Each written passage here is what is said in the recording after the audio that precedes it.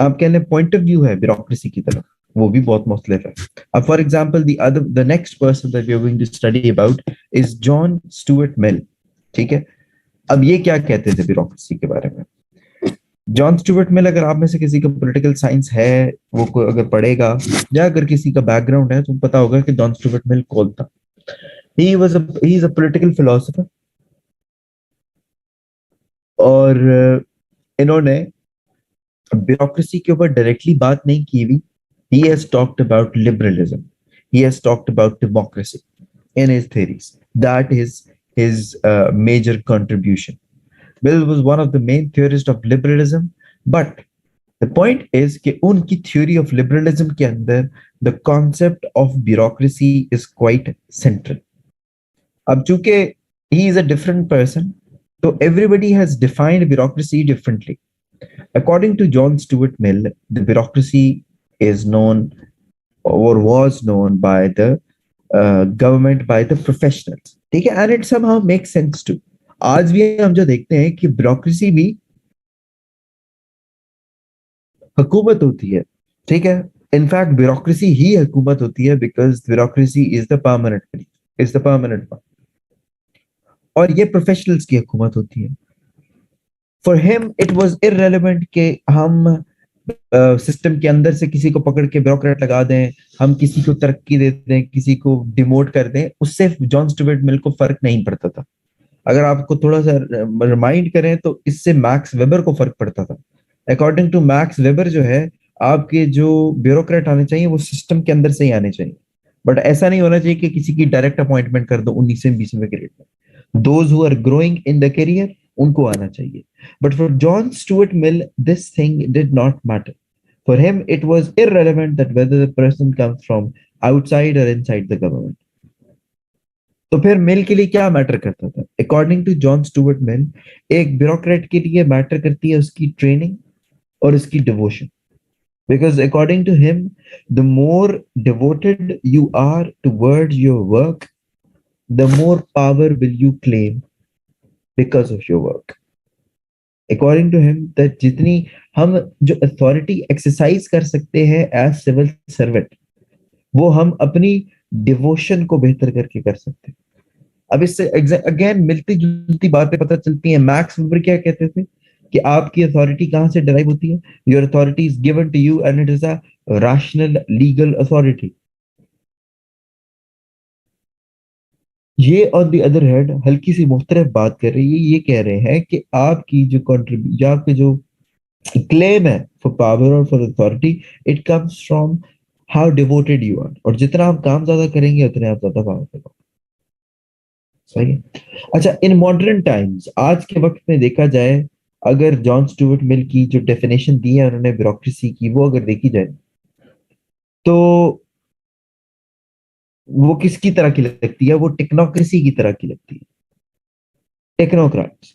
Mills considered bureaucracy was technocracy, where technically trained experts ruled by the virtue of their specialized knowledge and position in dominant political and economic institutions. ये definition मैं आपको इसलिए बता रहा हूँ, एक किताब से उठाई है, तो या देख लीजिए आपके जहन में हो, लेकिन आप इसको ऑफ कोर्स अपने वर्ड्स में भी लिख सकते हैं. My question to you is, have you guys ever experienced or have been able to see technocrats working in the country? Give me an example of technocracy अगर exist करती है पाकिस्तान में तो.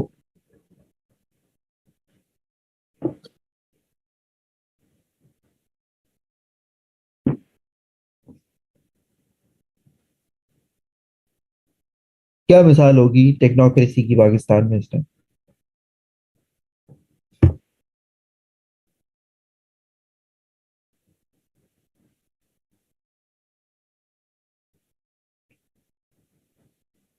Asad Umar as minister planning. ठीक है. Asad Umar was a politician. ठीक है.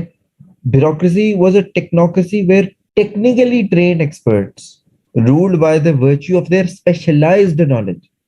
Asad Umar did not have any specialized knowledge to run the finance ministry. No. अच्छा, सही सही बताया. Hafeez Sheikh is a technocrat. जितने भी आप special assistant to the prime ministers देखते हैं, they can be known as technocrats because they are those people who are not elected politicians. ये वो लोग हैं जो कि सिलेक्टेड बाय द पॉलिटिशियंस होते हैं, इसलिए ऐसा दौर बीच में नहीं आएगा।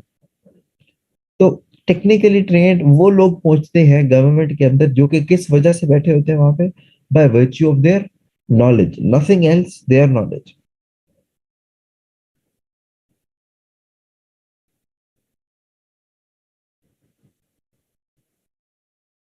क्लियर?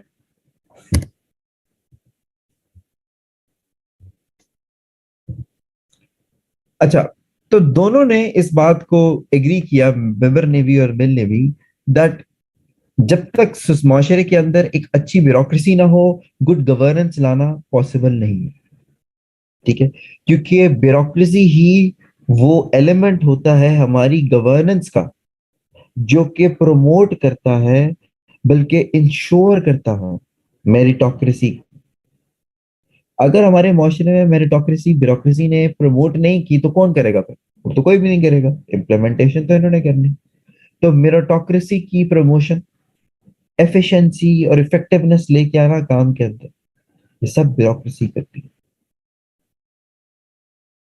तो ये तो yes, it is true that आपके माशरे में तरक्की, गुड गवर्नेंस पॉसिबल नहीं है जब तक आपकी ब्यूरोक्रेसी में कॉम्पिटेंस नहीं है।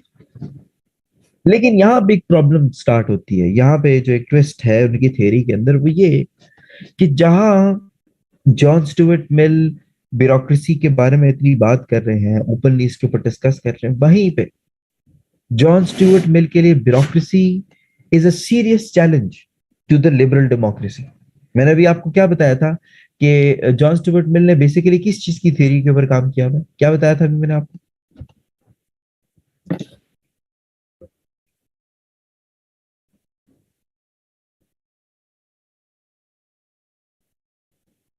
He is work on the theory of liberalism, theory of democracy. और ये भी उन्होंने बोला कि सेंट्रल पीस होता है ब्यूरोक्रेसी, लिबरलिज्म और डेमोक्रेसी के अंदर। तो वो ये क्यों कह रहे हैं कि it can pose the serious challenge to the liberal democracy? The point is it depends कि how does bureaucracy perform in a liberal democracy, because एक साइड पे जहां पे ब्यूरोक्रेसी सबसे बड़ा सपोर्टर हो सकता है लिबरल डेमोक्रेसी का, वहां उसका सबसे बड़ा दुश्मन भी हो सकता है। ठीक है? कैसे? ऐसा कैसे हो सकता है? ऐसा इसलिए हो सकता है क्योंकि देखिए, जो ब्यूरोक्रेट्स होते हैं they are the ones who are specialized in their fields, so they have this edge of knowing more and knowing better than politicians। अब आपके जहन में भी यही आ रहा होगा कि जी पाकिस्तान में भी ऐसे होना चाहिए, why should we not put those people on the government जिनको काम करना आता है, टेक्नोक्रेट्स की हुकूमत लेके आनी चाहिए। बट इट डज नॉट पे ऑफ इस तरीके से। क्यों? ऐसा क्यों है? व्हाई डू यू थिंक कि जो ब्यूरोक्रेसी अगर डिस्प्लेस कर दे डेमोक्रेटिक पॉलिटिक्स को, तो ये डिस्पोटिक रूल में तब्दील हो सकती है। डिस्पोटिक रूल होता है जो एब्सोल्यूट रूल होता है। Why bureaucracy can turn into a despotic rule?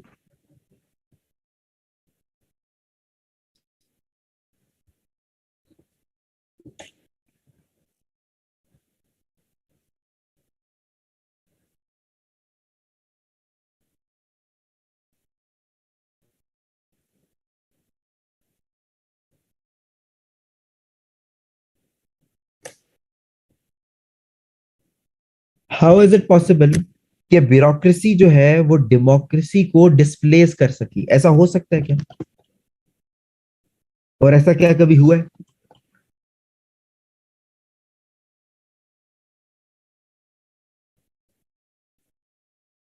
Okay, let me put it this way. Should bureaucracy be stronger than the liberal democracy or not?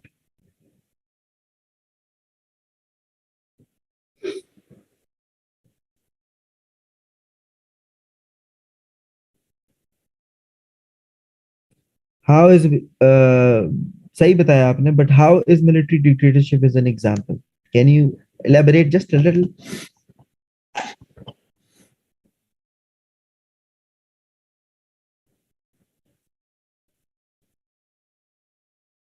देखिए, everybody in the military is a bureaucrat. Military is a bureaucracy. It's a military bureaucracy.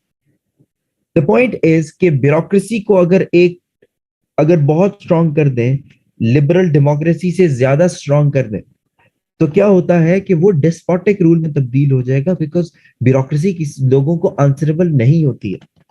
Bureaucrats are not being elected or appointed or voted by the people. So if they are not elected by the people, who are they answerable to then?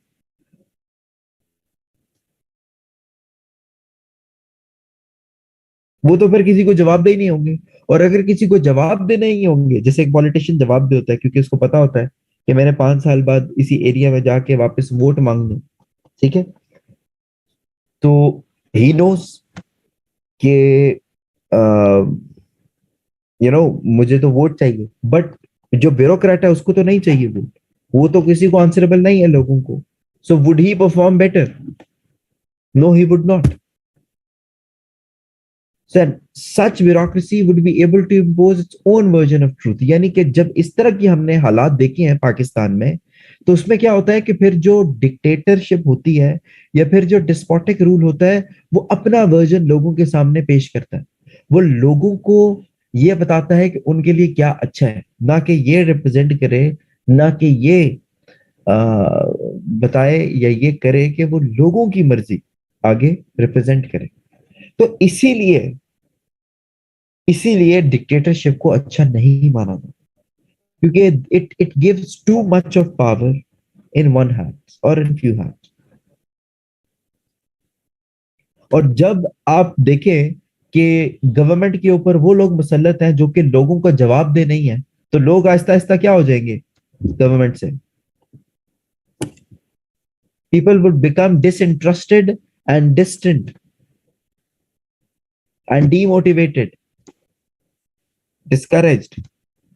They would be like कि we are not being heard. एक liberal democracy के अंदर सबसे जरूरी element क्या होता है? Even good governance, participation.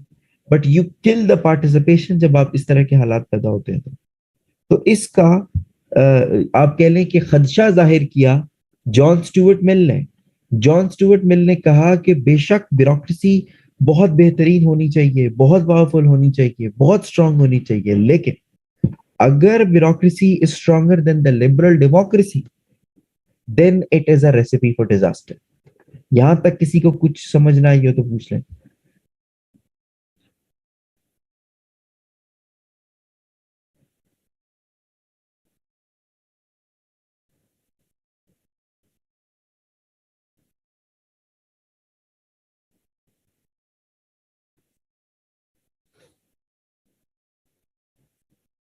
No, no, no, no, we are not.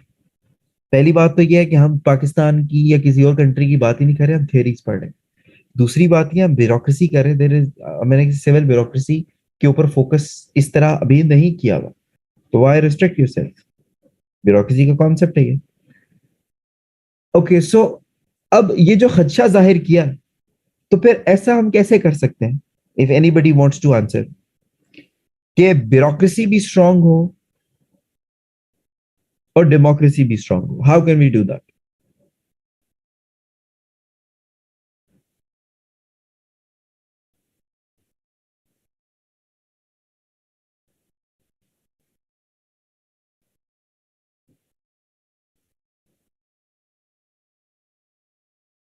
Anyone? देखिए, ब्यूरोक्रेसी को कैसे स्ट्रांग किया जा सकता है? By putting them under the accountability of elected officials. अब वो कैसे हो सकता है? By ensuring the active participation of the citizens. क्योंकि जितने लोग ज्यादा पार्टिसिपेट करें डेमोक्रेसी में, उतना एक पॉलिटिशियन स्ट्रांग होता है. जैसे कि हमने डिस्कस किया था कि एक ब्यूरोक्रेट जो है अपनी पावर कहां से डिराइव करता है? एक ब्यूरोक्रेट अपनी पावर डिराइव करता है थ्रू हिज सीट. लेकिन एक पॉलिटिशियन अपनी पावर कहां से डिराइव करता है? Through his people. लोग अगर ज्यादा कंट्रीब्यूट कर रहे हैं टुवर्ड्स डेमोक्रेसी, ज्यादा लोग वोट डाल रहे हैं, तो एक पॉलिटिशियन के पीछे बहुत बड़ी आवाम खड़ी होगी, इसका मतलब है जो जीता है। तो फिर वो सही मानों में लोगों को रिप्रेजेंट करने वाला होगा। वो फिर उस ब्यूरोक्रेट को भी अकाउंटेबल ठहराएगा, क्योंकि उसको ये पता होगा कि a bureaucracy is having a direct impact on the lives of the people. So I should hold the bureaucracy accountable. यानी कि एक पॉलिटिशियन ये कहेगा या डेमोक्रेसी ये कहेगी कि उसने ब्यूरोक्रेसी को अकाउंटेबल ठहराना, बिकॉज अल्टीमेटली फिर वो जो हुकूमत है, जो वो पॉलिटिशियन है, वो किसको जवाब दे? वो लोगों को जवाब दे। तो इस तरीके से हम वो कर सकते हैं, इसको स्ट्रेंथन कर सकते हैं पूरे सिस्टम को। एक सजेशन ये भी हो सकती है कि अगर आपने डेमोक्रेसी को स्ट्रांग करना है अगेंस्ट ब्यूरोक्रेसी, तो ब्यूरोक्रेसी को वीक कर दे और डेमोक्रेसी को स्ट्रांग कर दे। Do you think it would work? Bureaucracy को वीक करना।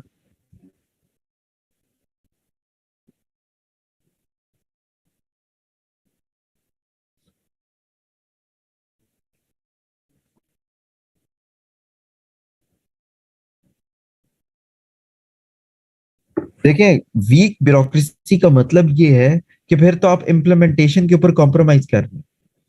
पाकिस्तान के अंदर प्रॉब्लम क्या है कि ब्यूरोक्रेसी को कमजोर किया गया है, इसलिए आज ये हालत है ब्यूरोक्रेसी की। So the solution proposed by Mill did not focus on putting strict controls on bureaucracy. यानी कि मिल्स ने ये नहीं कहा कि ब्यूरोक्रेसी के ऊपर strong control, strong check and balances लगाओ, लेकिन क्या करो कि आप ब्यूरोक्रेसी को बहुत ज्यादा स्ट्रॉन्ग करो, उसके मुकाबले में डेमोक्रेसी को उससे भी स्ट्रॉन्ग करो। और कैसे स्ट्रॉन्ग करो? लोगों की पार्टिसिपेशन को बढ़ा के। क्योंकि मिल्स को पता था कि अल्टीमेटली एक सोसाइटी के अंदर जो डिसीजन मेकर होता है, वो एक कौन होता है? वो एक आम आदमी ही होता है। तो जितना ज्यादा आप ब्यूरोक्रेसी को कंट्रोल करने के लिए उसके ऊपर रूल्स एंड रेगुलेशंस बनाओगे, कि डेमोक्रेट्स या डेमोक्रेसी ये सोचे कि हम रूल्स एंड रेगुलेशंस बनाते हैं और इससे ब्यूरोक्रेसी को कंट्रोल करेंगे, तो ब्यूरोक्रेसी इन इटसेल्फ मजीद कॉम्प्लेक्स होती जाएगी और आपके हाथ में नहीं आएगी। So, how can we maintain the balance between strong bureaucracy and strong democracy? If anybody wants to summarize, please.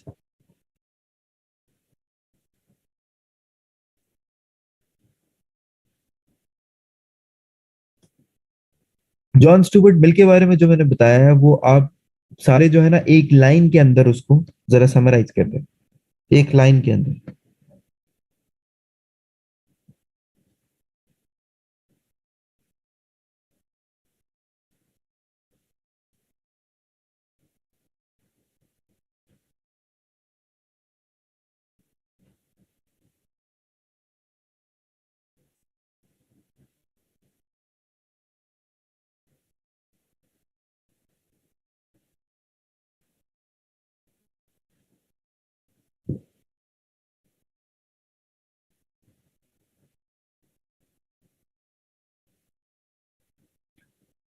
देखिए, इसमें यह है कि आप to ensure that you have a strong bureaucracy, you need an accountable democracy. And how can you increase the importance or strength of democracy? By ensuring more participation.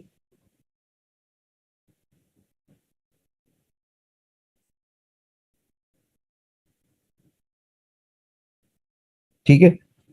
Okay, I see that you guys are not fond of actually contributing in the class. क्या आप लोग ज़्यादा सो रहे होते हैं, या you guys don't understand what is it?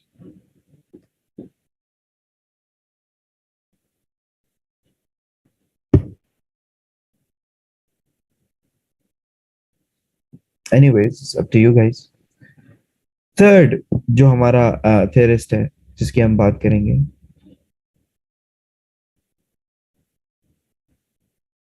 Rida, yes, I know this concept is new to you, but have you grasped it a bit? आपको समझ आया कि कैसे ब्यूरोक्रेसी और डेमोक्रेसी दोनों को स्ट्रॉन्ग करके जो है हम वो कर सकते हैं इसको स्ट्रांग?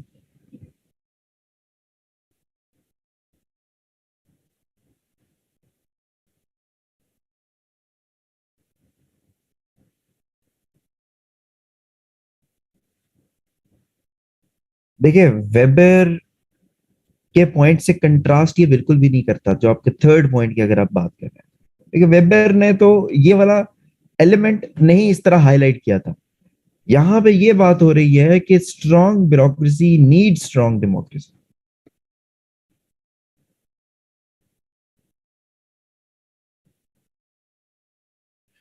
चले आगे कार्ल मार्क्स की तरफ चलते हैं। कार्ल मार्क्स ब्यूरोक्रेसी के बारे में क्या कहते हैं? Karl Marx is a huge name, ठीक है। कार्ल मार्क्स का नाम अगर आप लोग सोशियोलॉजी पढ़ रहे हैं तो उसमें आता है, जेंडर स्टडीज में आता है, पॉलिटिकल साइंस में आता है, इंटरनेशनल रिलेशंस में आता है, पब्लिक एडमिनिस्ट्रेशन में आता है, ठीक है। मतलब ये जो मुझे नोन है इसके अंदर तो ये कंफर्म आता है। तो it's big personality, is a huge name, जिसने इंसान की जो पिछले कुछ अरसों में होने वाली आइडियोलॉजिकल एवोल्यूशन में कंट्रीब्यूशन किया, उसमें एक बहुत बड़ा नाम है। तो what is he known for? आप सब कोई ऐसा है जिसने ये नाम पहली दफा सुना है, ताकि मुझे पता चले ना कि मैंने किसके मुताबिक पढ़ाना है फिर। ऐसा बंदा, anybody in the class who is like, I have heard this term Karl Marx for the first time in my life?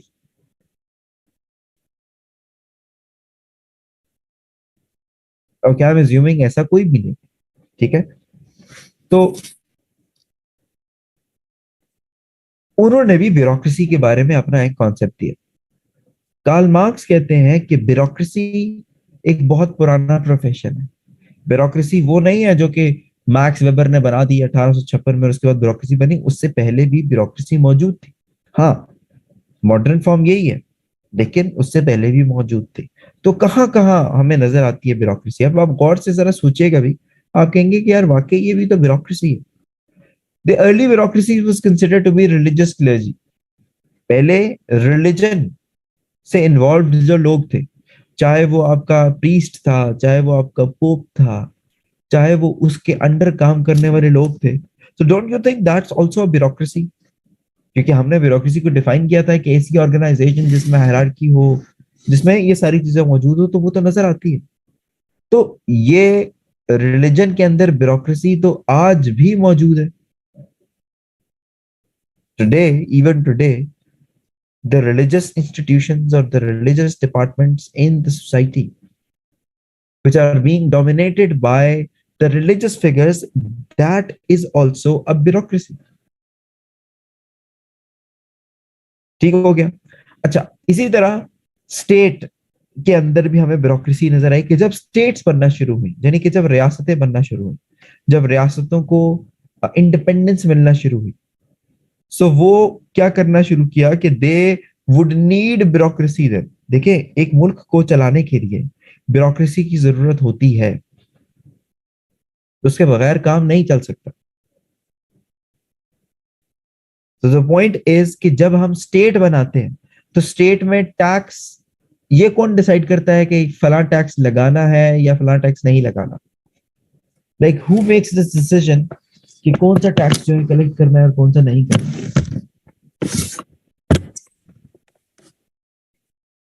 It's the government which makes this decision. It should be the democratic government that makes this decision कि किसी भी तरीके के taxes को raise करना है, किसी भी किस्म के फाइन कलेक्ट करने हैं, किसी भी किस्म के लॉज को इम्प्लीमेंट करना है। तो इस चीज का फैसला कौन करेगा? गवर्नमेंट करेगी। लेकिन इसको इम्प्लीमेंट कौन करेगा? Who is going to implement the decisions of the democratic governments?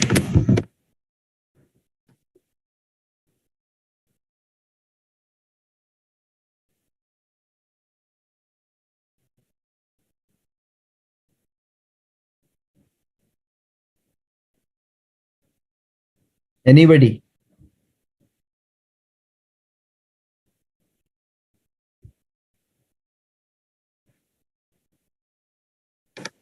Who is going to implement the decisions taken by?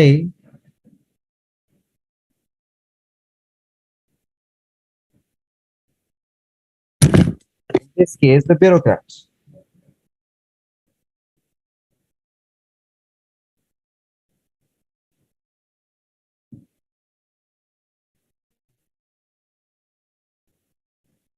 ठीक हो गया। अच्छा, इसी तरह तो हमें आपको डिफरेंट डिफरेंट एवेन्यूज बता रहा हूं कि कहाँ का ब्यूरोक्रेसी मौजूद है। कॉमर्स, अब आपने थोड़ा सा समझ रहा है, क्योंकि कार्ल मार्क्स की अभी हम आगे बात करेंगे तो इकोनॉमी बहुत दफा उसका जिक्र आएगा, क्योंकि कार्ल मार्क्स की जो थेरी है वो फाइनेंस इकोनॉमी के गिर्द घूमती है। कॉमर्स, कार्ल मार्क्स कहता है कि दुनिया में जितनी जितनी तरक्की हुई, जितनी जितनी एडवांसमेंट आई, टेक्नोलॉजिकल एडवांसमेंट, उतना उतना तिजारत भी बढ़ा। So the growth of trade and commerce resulted emergence of a new dimension of bureaucracy. ठीक है, तो देखिए, जितना जैसे जैसे वक्त बदलता है वैसे वैसे इंसान तरक्की करता है, वैसे वैसे इंसान के वसाइल में इजाफा होता है, वैसे वैसे इंसान के प्रॉब्लम्स में इजाफा होता है। अब आज से 300-400 साल पहले क्या कोई सोच सकता था कि इतना फ्रीक्वेंटली ट्रेड हुआ करेगा कंट्रीज के बीच में? नहीं सोच सकता था। तो जब एक नया फील्ड क्रिएट होता है तो ऑफ कोर्स एक नई full fledge form of bureaucracy भी क्रिएट होती है उसको कंट्रोल करने के लिए। सो कॉमर्स का जो एक डायमेंशन है, ट्रेड का जो एक डायमेंशन है, इकोनॉमी का जो एक डायमेंशन है, उससे भी ब्यूरोक्रेसी जुड़ी हुई है। अब आप अपने सर्विसेज के अंदर देख लें, आईआरएस का ग्रुप है, पाकिस्तान कस्टम्स का ग्रुप है, Pakistan audit and account service है, they all originate from this business and commercial activities between people within the country and outside the country. ये बात समझ आई है सारों को?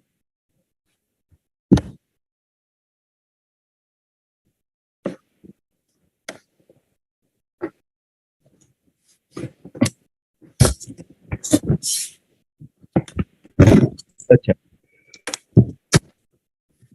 बिल्कुल। तो फिर आप ये भी देखिए कि जब रेलवे इजाद हुई तो तभी रेलवे से रिलेटेड ब्यूरोक्रेसी को बनाया गया ना। ऐसा तो नहीं है कि रेलवे से पहले ब्यूरोक्रेसी थी रेलवे की, और कल जब रेलवे अगर खत्म हो जाए तो रेलवे की ब्यूरोक्रेसी भी नहीं चाहिए फिर।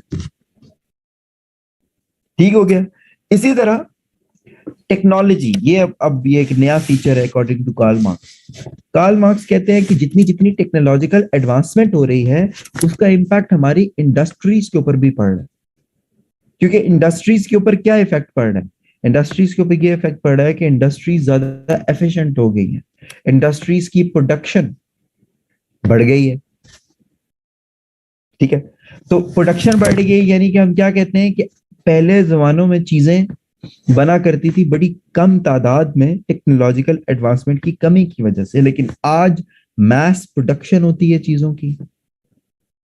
तो इस कॉन्टेक्स्ट के अंदर हमें जो हमारी फैक्ट्रीज, जो हमारे ऑफिसेज हैं, वहां पर भी हमें ब्यूरोक्रेसी चाहिए होती है।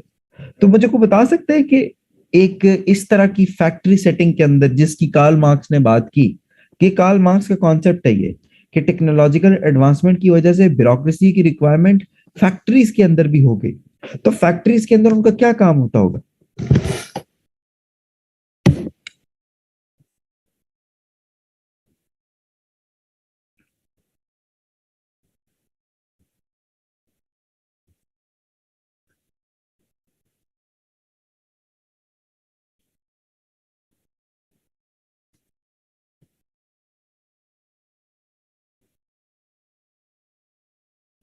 Administration of what?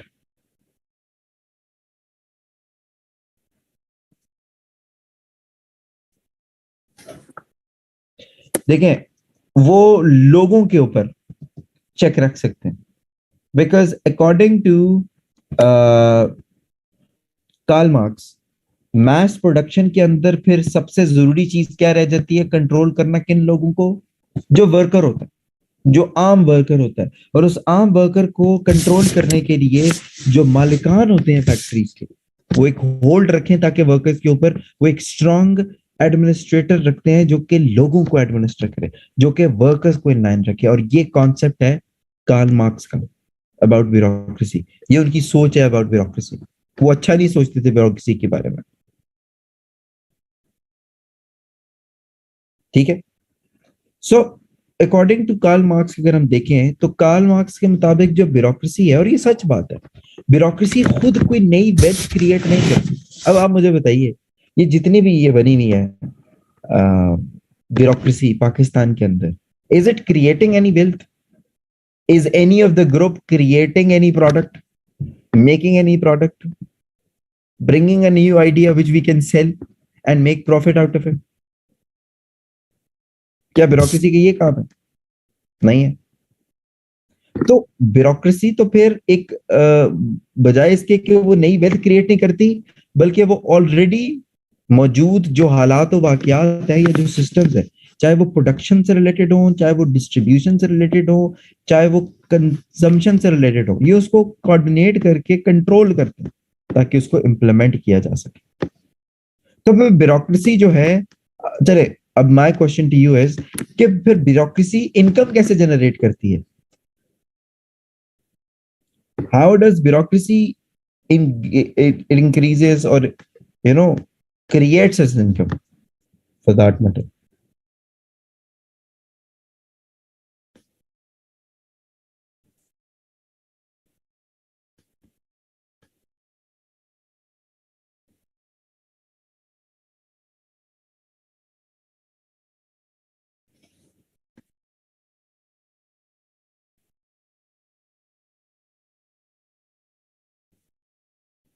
देखें बात यह है कि जितने, यस एग्जैक्टली, जितने टैक्स कलेक्शन ज्यादा होगी, जितने टैक्स और फाइन्स इकट्ठे होंगे, यानी कि जो जो सोशल सरप्लस प्रोडक्ट है ह्यूमन बींग्स का सोसाइटी के अंदर, यही है ना सोशल सरप्लस प्रोडक्ट।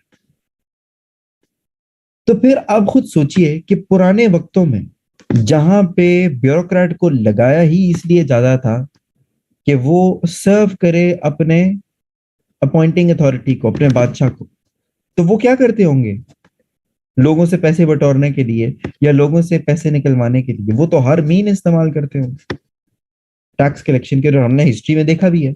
आप सबने हिस्ट्री पढ़ी है ना ईस्ट इंडिया कंपनी की, आप सबने हिस्ट्री पढ़ी भी है कि जब ब्रिटिश टुक ओवर, तो उस टाइम पे वर्स्ट किस्म का हमने बंगाल के अंदर फैमाइन आते हुए देखा, when the supposedly the world's best bureaucracy was working its magic.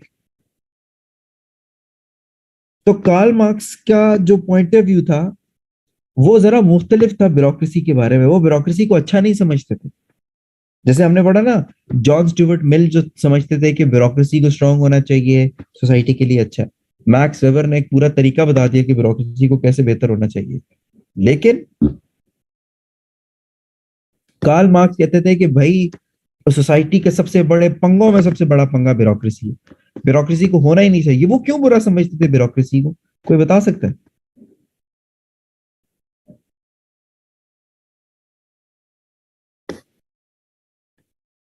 Why did you think bureaucracy was that bad? Very good, Habiba. It doesn't create class difference, it maintains class difference. ये एक बात याद रख ले। आपकी मतलब बात ठीक है, but I'm trying to, मैं थोड़ा सा आपको फर्दर क्लैरिटी लेके आना चाह रहा हूँ कि ये इंश्योर करती है, ये इंश्योर करती है कि क्लास डिफरेंस रहे, because it is a tool of exploitation. Ali Asghar भाई अगर आप अपनी बात कंप्लीट कर देते हो, a tool of exploitation used by whom against whom, तो ज्यादा बेहतर हो जाएगा।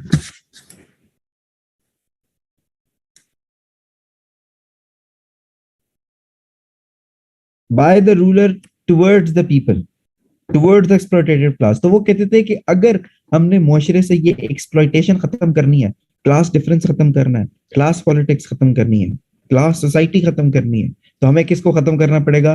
ब्यूरोक्रेसी को खत्म करना पड़ेगा। ये ऑलरेडी एक बर्डन है, एक कॉस्ट है हमारी सोसाइटी के अंदर, खुद कुछ नहीं करती, ये तो पैसे बटोरती है और इसको खुला हाथ मिला हुआ है। ये उस टाइम की बातें हो रही हैं, वो अपने वक्त की ब्यूरोक्रेसी की बात कर रहे थे, तो ये तो प्रॉब्लम है।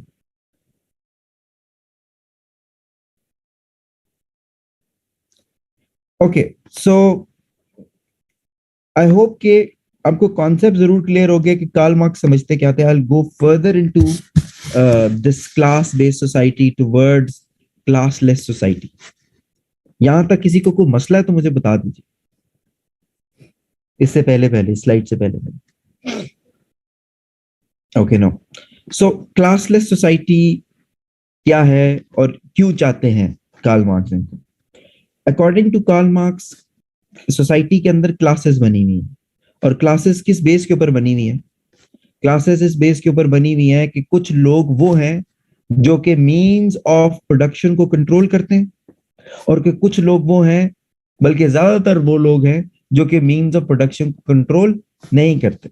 एक ये तरीका है क्लास को डिफाइन करने का सोसाइटी में अकॉर्डिंग टू कार्ल मार्क्स।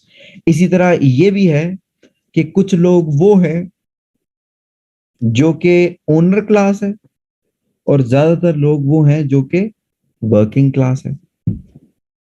फिर इसका एक और तरीका इसको क्लास सोसाइटी को एक्सप्लेन करने का ये है कि सोसाइटी में बहुत कम लोग जो एलिट्स हैं उनको बोर्जुआज कहा जाता है।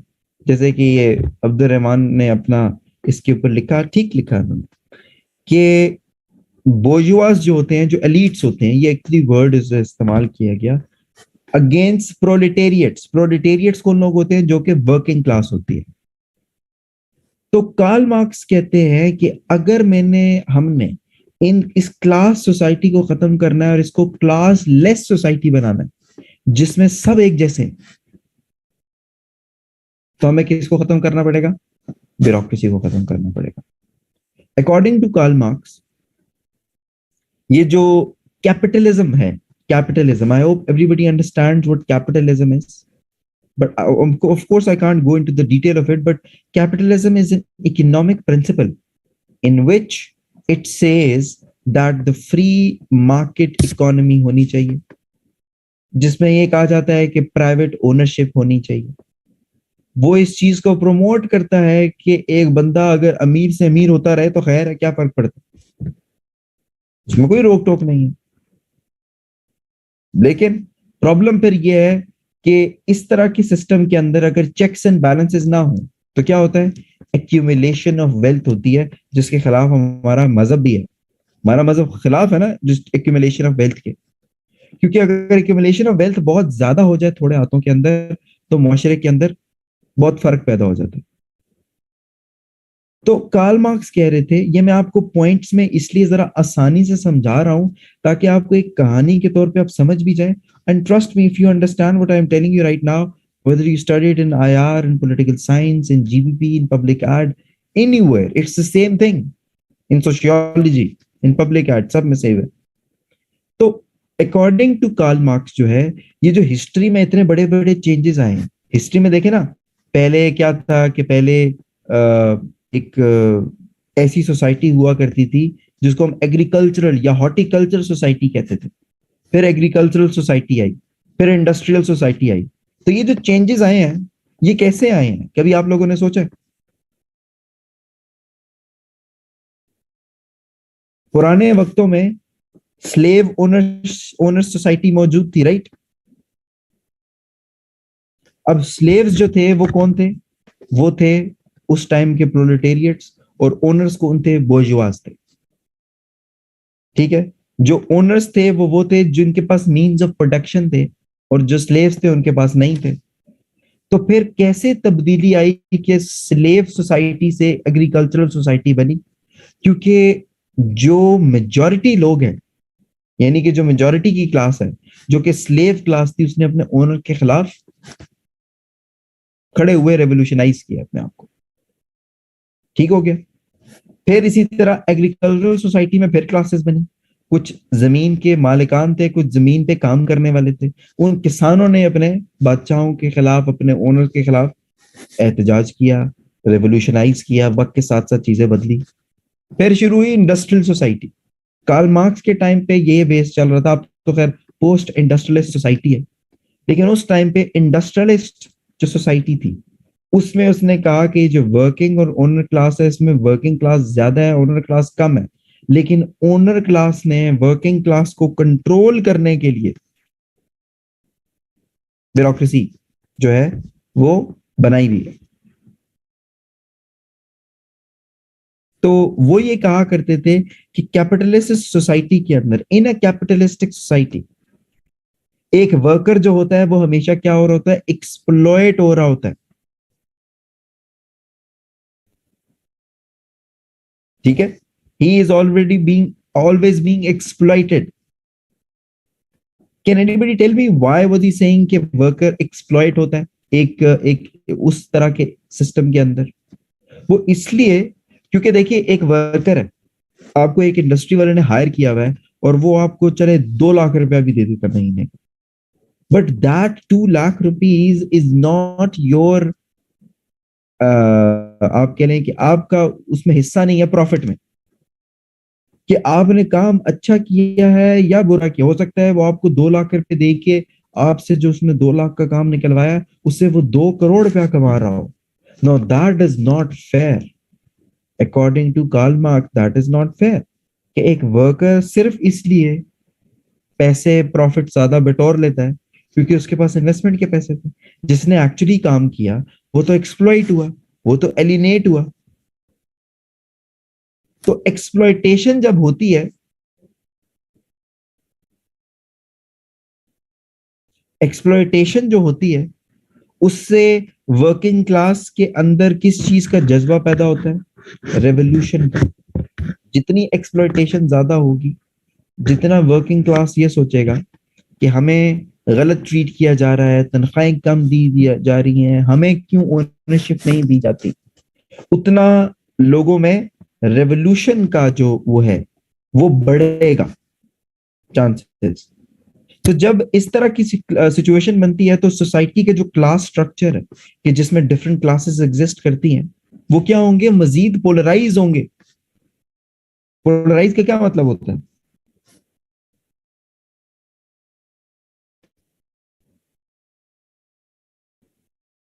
पोलराइज का मतलब ये है कि मजीद उसके अंदर नफरत पैदा होगी, वो एलिनेट होंगे एक दूसरे से, वो आपस में मजीद डिवाइड होंगे। वर्कर अपने आप को मजीद अकेला फील करेगा।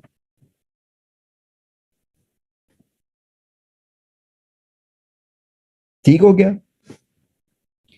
So, in all class society, the society is a coercive instrument in the of the owning class. तो होता क्या है कि जब इस तरह की सिचुएशन पैदा होती है जिसमें वर्किंग क्लास अपने आप को एक्सप्लॉइटेड फील करती है, अपने आप को डोमिनेटेड फील करती है, तो जो रूलिंग क्लास है, जो ओनर क्लास है, वो स्टेट के इंस्ट्रूमेंट्स को इस्तेमाल करती है कोअर्सिव तरीके से ताकि उसकी ओनरशिप बरकरार रहे। और स्टेट का कौन सा इंस्ट्रूमेंट इस्तेमाल होता है उन लोगों को कंट्रोल करने के लिए?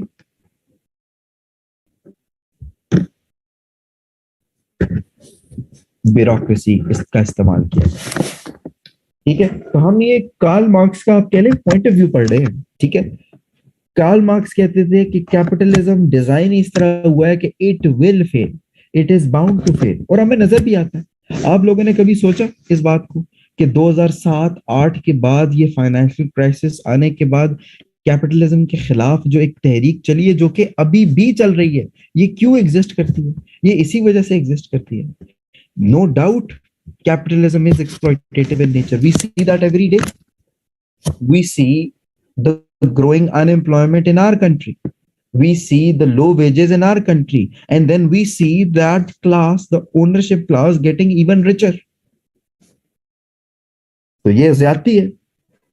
कोविड-19 के अंदर पूरी दुनिया का दिवालिया निकल गया, लेकिन जो बिलियनर्स थे वो अमीर मजीद अमीर हो गए क्योंकि सिस्टम इस तरह का डिजाइन है, उनको कोई नुकसान नहीं होता। So according to Karl Marx capitalism खत्म हो जाएगा। कैपिटलिज्म कैसे खत्म होगा? जब जो आपकी प्रोलेटेरिएट क्लास है, it will rise against its owner class, when the proletariat will rise against bourgeois, and the first step to do it is to eliminate what? The bureaucracy. Bureaucracy को eliminate करेंगे तो फिर एक अगली form शुरू हो जाएगी इंसान की सोसाइटी की। तो कैपिटलिज्म के बाद क्या आता है फिर?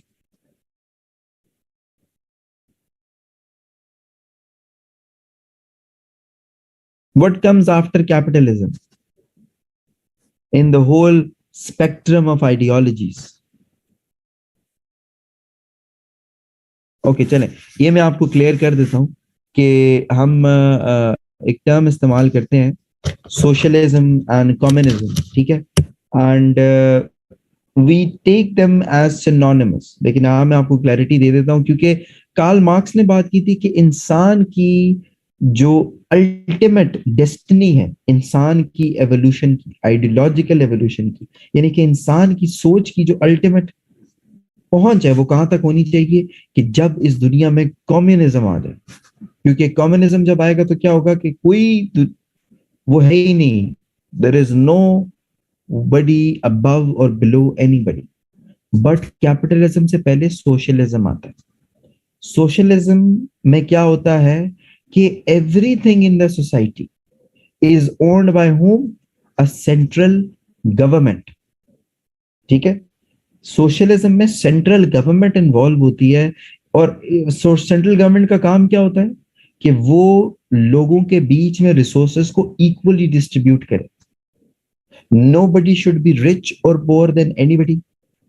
सबके पास एक ही तरह के पैसे, एक ही तरह की गाड़ियां, एक ही तरह के घर, एक ही तरह के रिसोर्सेस, एक ही तरह के एसेट्स होने चाहिए, ताकि सोसाइटी में हार्मनी रहे। आप इस बात पे करते हैं? Do you guys agree with it? Do you think this form of system would work in the world? Socialism के बाद जो अगला कदम है, जो उससे भी एक्सट्रीम है, वो है कम्युनिज्म, जिसमें वो कहते हैं कि जिसमें गवर्नमेंट ही नहीं होती।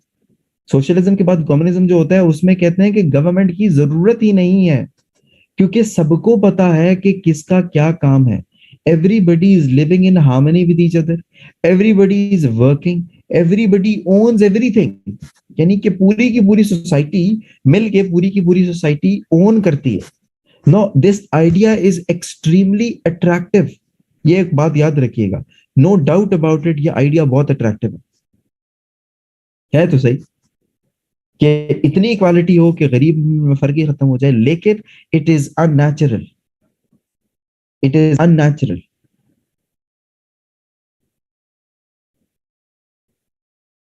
What do you mean by controlled capitalism? तो ये हमारे तीसरे थेरिस्ट थे, जिन्होंने ब्यूरोक्रेसी को एक हर्डल चाहा towards destination of his own गोल।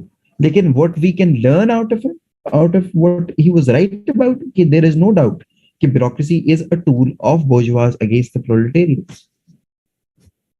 और ये तो हमने हिस्ट्री में होते हुए देखा, ब्रिटिश क्राउन ने इस्तेमाल किया ब्यूरोक्रेसी को लोगों के ऊपर। बंगाल के अंदर लोग मर रहे थे, the richest province of the subcontinent was dying, and it died. Bureaucracy didn't do anything.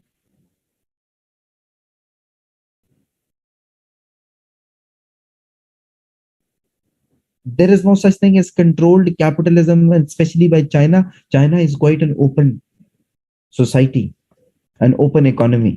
Please get this out of your head that somehow Chinese economy is socialist or communist in nature, or for that matter, controlled in nature. It is not. There is no controlled capitalism in China, even in China. It's a very capitalistic society. ये बातें पुरानी हो चुकी हैं. So, clear everybody on Karl Marx theory, on his point of view?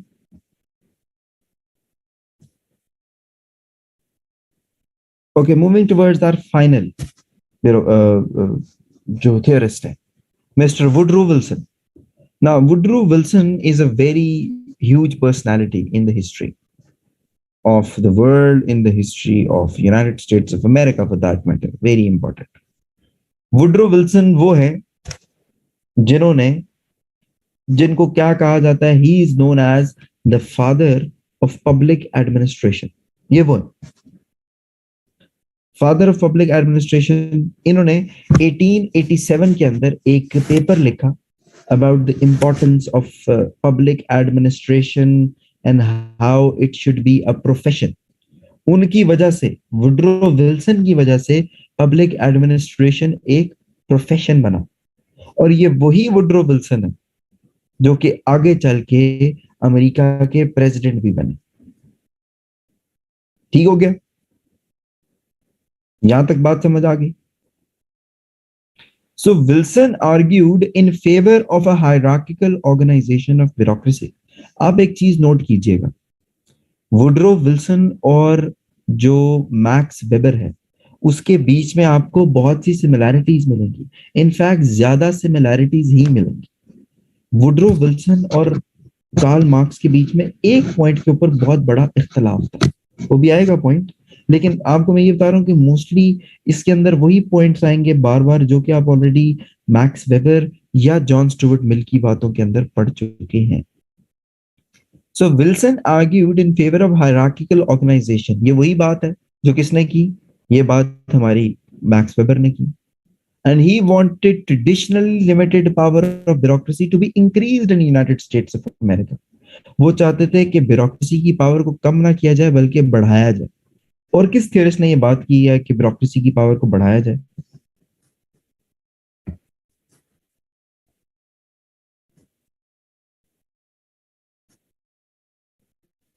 Weber के अलावा किसने किया? इतने मैटर नहीं करते थे। विल्सन के लिए मैटर करता था काम, द आउटकम ऑफ इट। तो Wilson used to emphasize more on the work, on the bureaucracy, on the achievements of bureaucracy, on the independence of bureaucracy, rather than restricting bureaucracy.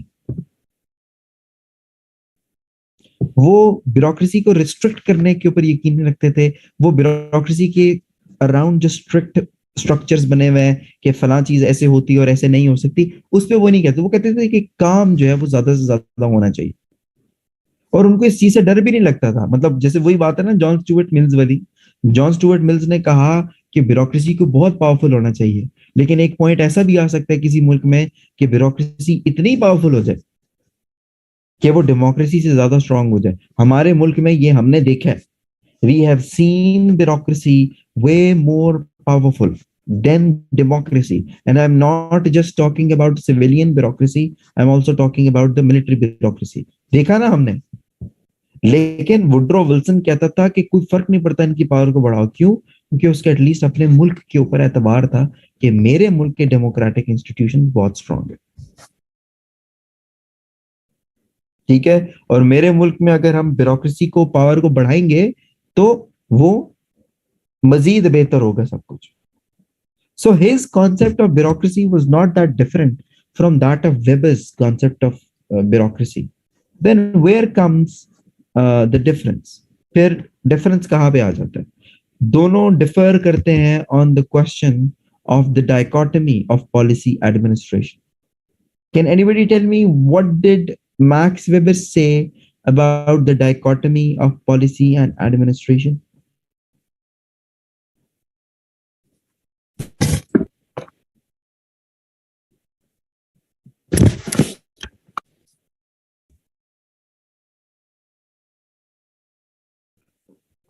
बताइए।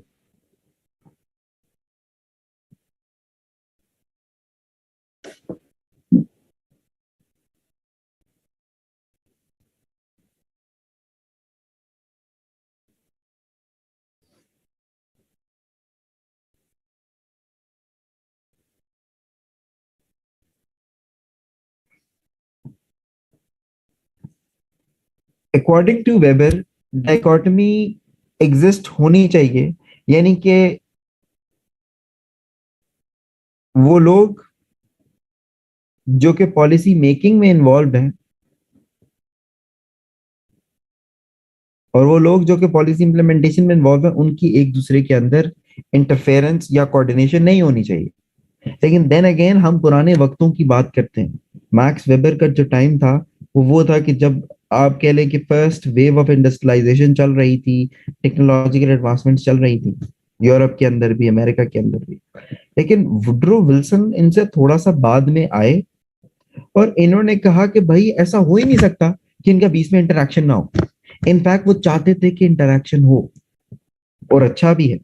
Wilson recommended that administrators should have and does have a will of their own।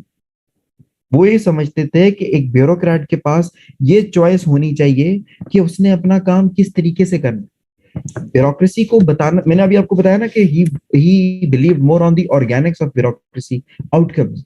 वो ये समझते थे कि bureaucracy को ये जरूर बताया जाए कि काम को कैसे करना है, लेकिन ये बताना कि ऐसे करना है और ऐसे करना है, that restricts the bureaucracy. Wilson is saying the bureaucracy should have their free will to choose कि किस तरीके से अपने काम को करना चाहते हैं, ऑफ कोर्स लीगल तरीके से बात हो रही है। So they should not be the mere passive instrument. उनको पैसिव इंस्ट्रूमेंट नहीं बनना चाहिए पॉलिटिशियंस का, कि जो उनको बताया जाए वो इम्प्लीमेंट करते हैं।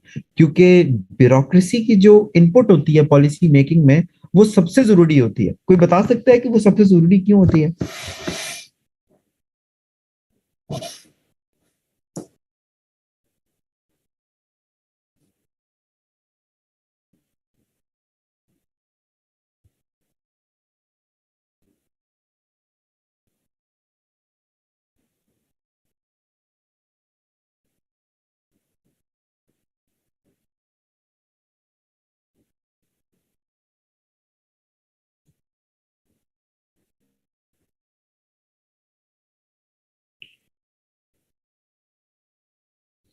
ओके, सो इसलिए क्योंकि वो लोग इम्प्लीमेंट करते हैं तो उनको सबसे बेहतर पता होता है।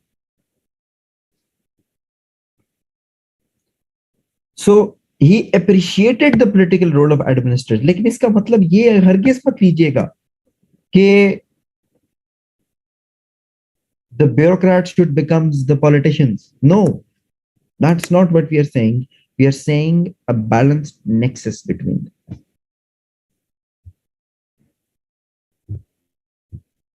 That's it about the four theorists of bureaucracy.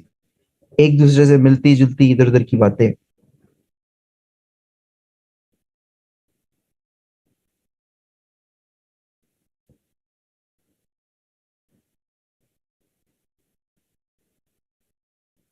Okay, अब हम अपने आखिरी हिस्से की तरफ आते हैं जो ब्यूरोक्रेसी से मुताबिक हमने पढ़ना है। वो ये है कि पाकिस्तान के अंदर ब्यूरोक्रेसी ने क्या किरदार अदा किया, और ब्यूरोक्रेसी के जो पिछले कुछ अरसे में जो रिफॉर्म्स गुजरे हैं वो क्या गुजरे बड़े। देखिए, before I talk about this society of Pakistan, let me just tell you what is this society और इसमें ब्यूरोक्रेसी कैसे फिट इन होती है। यूजुअली हमने देखा है, अब अपनी सोसाइटी की बात करें, imagine your own society, imagine the society of Pakistan. Pakistan की सोसाइटी में मोर और लेस दो क्लासेस तो एग्जिस्ट करती हैं। एक वो जो ओनर क्लास है, एक वो जो कि वर्किंग क्लास है। ठीक है, यानी कि हमेशा जो ओनर क्लास है वो माइनॉरिटी में होती है, और जो वर्किंग क्लास है वो मेजोरिटी में होती है। अच्छा, बाय ओनर क्लास अब सिर्फ इसका मतलब ये नहीं होता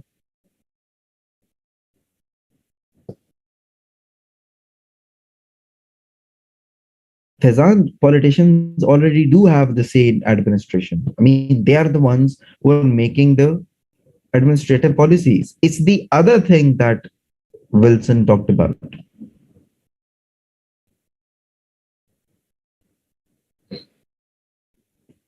ओके, सो सोसाइटी में जो एलिट्स होते हैं, जिनको हम ओनर क्लास कहते हैं, जो एलिट्स कहलाए जाते हैं, वो सिर्फ वो नहीं होते जिनके पास पैसा होता है। ये बात समझ लें, एलिट्स भी बहुत डिफरेंट तरीके के होते हैं, वो भी आपको बताना जरूरी है। The elites are the people of social significance of the society. Elite strata वो होता है सोसाइटी का जो कि इंपॉर्टेंस रखता है, सिग्निफिकेंस रखता है किसी भी वजह से। अब उसकी सिग्निफिकेंस की वजह उसका पैसा भी हो सकता है, उसकी सिग्निफिकेंस की वजह उसकी पॉपुलैरिटी भी हो सकती है, उसकी सिग्निफिकेंस की वजह उसका, आप कह रहे हैं, पोजीशन इन द स्टेट भी हो सकती है। अब सोसाइटी में कौन है? ये वो लोग होते हैं जो कि ऑल स्फेयर्स ऑफ लाइफ के डिसीजन मेकिंग प्रोसेसेस को कंट्रोल करते हैं। अब इसके अंदर पॉलिटिशियंस भी आते हैं, इसके अंदर बिजनेसमैन भी आते हैं, इसके अंदर ब्यूरोक्रेसी भी आती है, इसके अंदर मिलिट्री भी आती है, रिलीजियस स्कॉलर्स भी आते हैं, सेलिब्रिटीज भी आती हैं, जुडिशरी भी आती है। ये है आपकी सोसाइटी की एलीट। तो ब्यूरोक्रेसी जो है basically it is the part of the elite of the society. तो एलीट कौन लोग होते हैं? which are at the summit of the key social structure. यानी कि वो लोग जो कि किसी भी की सोशल स्ट्रक्चर, चाहे वो गवर्नमेंट है, मिलिट्री है, पॉलिटिक्स है, ब्यूरोक्रेसी है, रिलीजन है, कोई भी प्रोफेशन, उसके टॉप पे जो लोग होंगे उनको हम कहेंगे ये एलीट। और ये जो एलीट्स हैं, ये मैंने आप अब देखिए, अब आपने यकीनन इमेजिन कर लिया होगा, इनका आपस में एक कोऑर्डिनेशन होता है कि ये सब एक दूसरे को इन अ वे प्रोटेक्ट कर रहे होते हैं। So ruling elite has always had a political power. Why do you think ruling elites always exist and get strong? Because all of them have political power. I'm not saying all of them are politicians, but I'm saying they are all connected with each other. Elites एक दूसरे की protection क्यों करते हैं? क्योंकि उनको एक दूसरे से काम पड़ता है। ऐसा कैसे हो सकता है कि पॉलिटिशियन का काम ब्यूरोक्रेट से ना पड़े, ब्यूरोक्रेट का काम पॉलिटिशियन से ना पड़े? Do you think it's possible? No, it is not. मैं पर्सनल इंटरेस्ट की यहाँ पे बात कर रहा हूँ,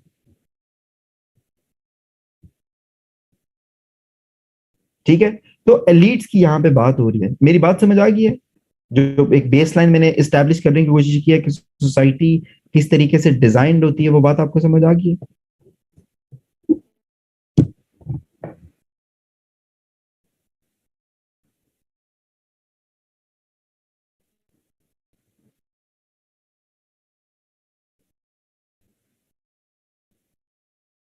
ओके, सो एलिट्स को भी ना हम फर्दर क्लासिफाई कर सकते हैं।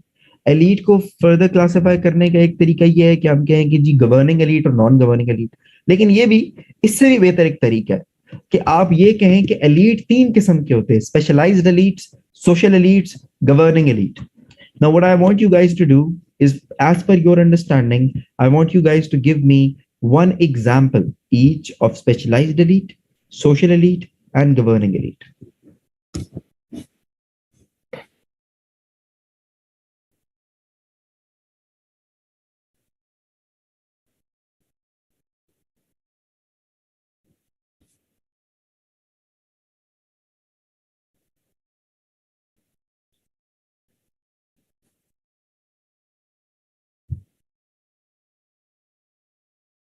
Okay, so feudals are the social elites or politicians are the governing elites. अच्छा, so specialized elites में celebrities नहीं आती हैं अभी, बस specialized elites में professional लोग आते हैं। Celebrities can be known as social elites.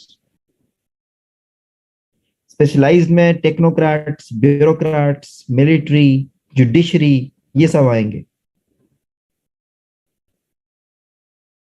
नहीं, religious clergy comes in social elites.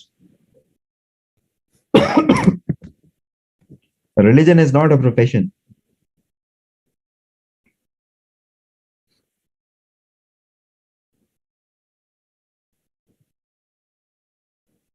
ठीक है? तो जो बिजनेसमैन है वो भी सोशल एलीट होगा। तो बेसिकली ये एक और ये दुनिया के हर मुल्क में एग्जिस्ट करती है। दुनिया के हर मुल्क में स्पेशलाइज्ड एलीट भी है, सोशल एलीट भी है, गवर्निंग एलीट भी है। इस बात से किसी को कोई एतराज या वो कंफ्यूजन भी नहीं है। But my question to you is, does elites of every country behave in the same way as our elites behave? क्या ऐसा है कि दुनिया के जितने भी ममालिक हैं, एडवांस तरीन ममालिक भी हैं या गरीब तरीन ममालिक भी हैं, क्या जो एलीट्स है उनके ऊपर उसी तरह के इल्जामात है जैसे कि पाकिस्तान के अंदर है? ऐसा बिल्कुल नहीं। एलीट्स का हर पॉलिटिकल सिस्टम के अंदर role, behaviour, attitude, impact different रहा है। Elites' role pattern in developing systems are different from those of Western liberal democracies. Why do you think the elite's role in the developing society is different from that of the Western liberal democracies? ऐसा क्यों?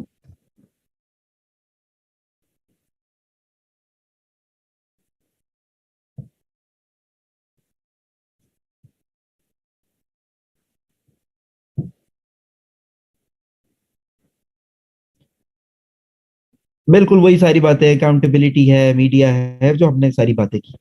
तो फिर अच्छा, अब मैं पाकिस्तान की तरफ आता हूँ कि पाकिस्तान के अंदर एलिट्स के ऊपर जो इल्जाम लगाए जाते हैं उसकी वजूहात क्या है। शुरू से कुछ ऐसे फैक्टर्स हमारी सोसाइटी के अंदर एग्जिस्टेंट रहे हैं जिसने एलिट्स को हमेशा अपर हैंड दिया। फॉर एग्जाम्पल, हमारे मुल्क, we are a poor society generally. तो जनरली जब एक सोसाइटी पोअर होती है तो क्या होता है कि जिनके पास पैसे ज्यादा होते हैं और जिनके पास नहीं होते हैं उनके बीच में क्लास डिफरेंस मजीद बढ़ता है। और जब क्लास डिफरेंस मजीद बढ़ता है, जो जो क्लास कंट्रोल है दैट गेट्स स्ट्रॉन्गर। ठीक है। सिमिलरली, और ये हमारी सोसाइटी के अंदर हमने देखा, high birth rate. Can anybody tell me how has the high birth rate impacted or contributed towards increasing the influence of elites in Pakistani society?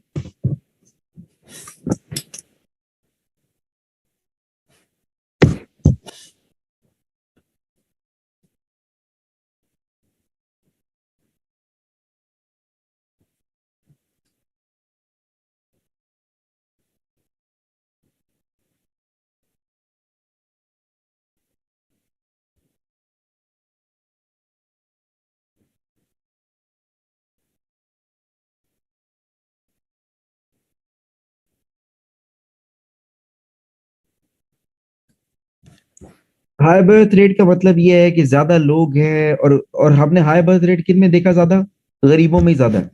ये भी एक बात है। तो वो मजीद कंज्यूम करते हैं, उनके पास ऑलरेडी रिसोर्सेज कम है, वो मजीद कम हो जाते हैं, मजीद एक्यूमुलेशन ऑफ वेल्थ होती है रिच के पास। Similarly, economic dependence on the developed world, ये भी एक ऐसी चीज है जिसकी वजह से एलिट्स ने हमेशा अपने आप को कैश इन किया है, क्योंकि एलिट्स ने हमेशा अपनी इकोनॉमी के ऊपर कंट्रोल रखा है, और उन्होंने ही अपनी इकोनॉमी को बचाने के लिए, यानी कि अपने आप को बचाने के लिए ग्रांट्स चाहिए, एड चाहिए, तो अपने आप को तो उन्होंने बचाए रखा है, लेकिन बाकियों को नुकसान हुआ है। इसी तरह हमारी सोसाइटी की अंदर एलिट्स का डोमिनेंट होने का एक बहुत बड़ी वजह हमारी एग्रीकल्चरल बेस्ड इकोनॉमी है। एग्रीकल्चरल बेस्ड इकोनॉमी की होने की वजह से हमारे मुल्क के अंदर जो लैंड ओनर्स हैं उनका बहुत इन्फ्लुएंस है। अब खैर, ये भी आपको मैं बता दूं कि अब वो चीज नहीं रही, लेकिन अभी भी बहुत है। क्योंकि आप शुरू से देखिए, आपके मुल्क में जो पॉलिटिशियन है, जो एमएनए आके बनता है, वो कौन होता है? वो या तो कोई इंडस्ट्रियलिस्ट होता है, या तो वो कोई एग्रीकल्चरलिस्ट होता है। तो जो एक हाउस एक आम आदमी के लिए बनाया गया, वो तो है ही नहीं। हम तो सोचते ही नहीं है ऐसे कि एमएनए को आम बंदा भी बन सकता है, और को बन जाए तो हम कहते हैं कि ये क्या, ये कौन है, इसको क्यों बनाया, इसके पास तो कुछ है ही नहीं। This is how we have been designed in our minds कि we think that a politician has to be rich. I don't know what would happen if he is rich. I mean, हम नहीं सोचते ये चीज को, ये हमारी बाइसनेस बन चुकी है। तो एग्रीकल्चरल बेस्ड इकोनॉमी होने की वजह से उन फ्यूडल लॉर्ड्स ने पाकिस्तान की इकोनॉमी के ऊपर होल्ड रखा, कंट्रोल रखा, कभी अपने आप को टैक्स नहीं होने दिया, आज भी नहीं होने देते। आज भी agricultural sector of Pakistan, the water sector of Pakistan is highly under tax.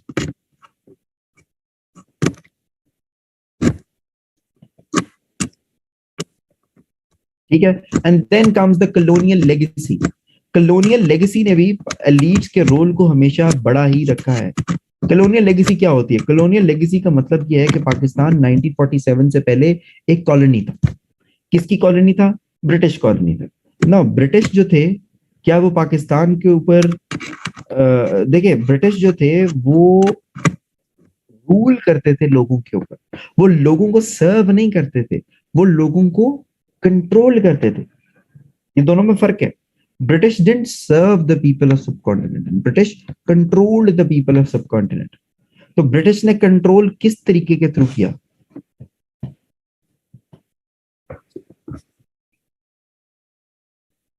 Through their bureaucracy. The point is कि पाकिस्तान 1947 में बन गया। वो ब्यूरोक्रेसी जो कि ब्रिटिश ने बनाई थी लोगों को कंट्रोल करने के लिए।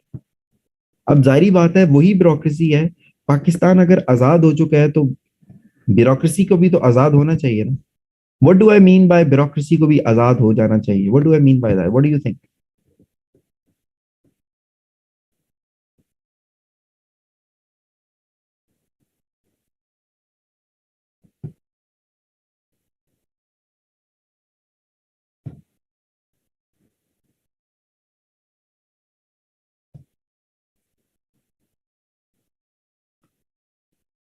एग्जैक्टली लोगों को कंट्रोल या लोगों के ऊपर एक कंसोलिडेट करना अपने उस इन्फ्लुएंस को, इसके बजाय लोगों को फैसिलिटेट करे, लेकिन ऐसा नहीं हुआ।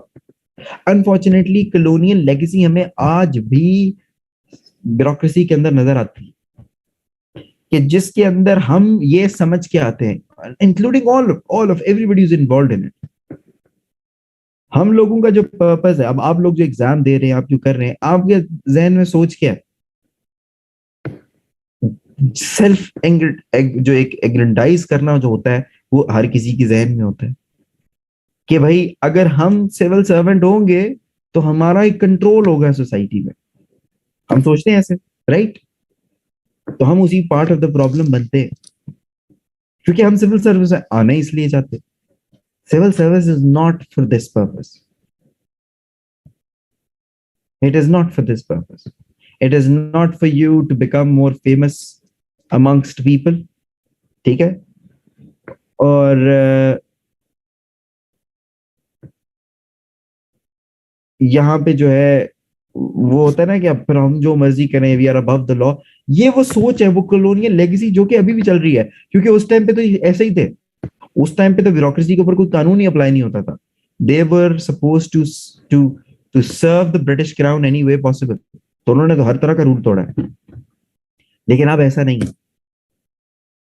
आजकल के वक्तों में देखिए कि जो नॉन वेस्टर्न सोसाइटीज है, इसमें हम क्या देखते हैं कि जो सिस्टम्स है दुनिया में, वो किस तरह के एग्जिस्ट करते हैं। एक तरफ हम देखते, अब मैं आपको एक एवोल्यूशन बताऊंगा कि किस तरीके से एवोल्यूशन होती है। पॉलिटिकल डेमोक्रेसी क्या होती है? The truest form of democracy in which people actually have a say in it, ठीक है? Then comes the tutelary democracies. Tutelary democracies वो होती हैं जो कि दिखे कि ये डेमोक्रेसी है, बट असल में डेमोक्रेसी ना हो। ठीक हो गया? Then comes the modernising ओलिगार्कीज।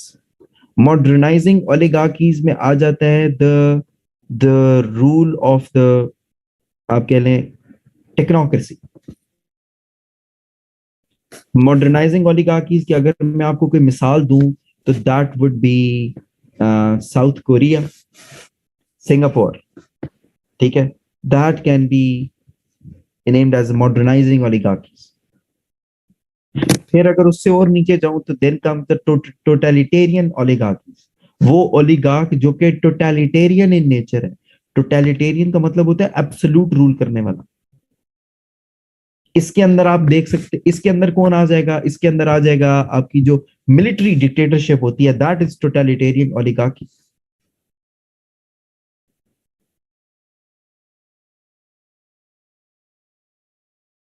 ठीक है? अब it is up to you whether you call China a modernising oligarchy और टोटलिटेरियन ओलिगार्की।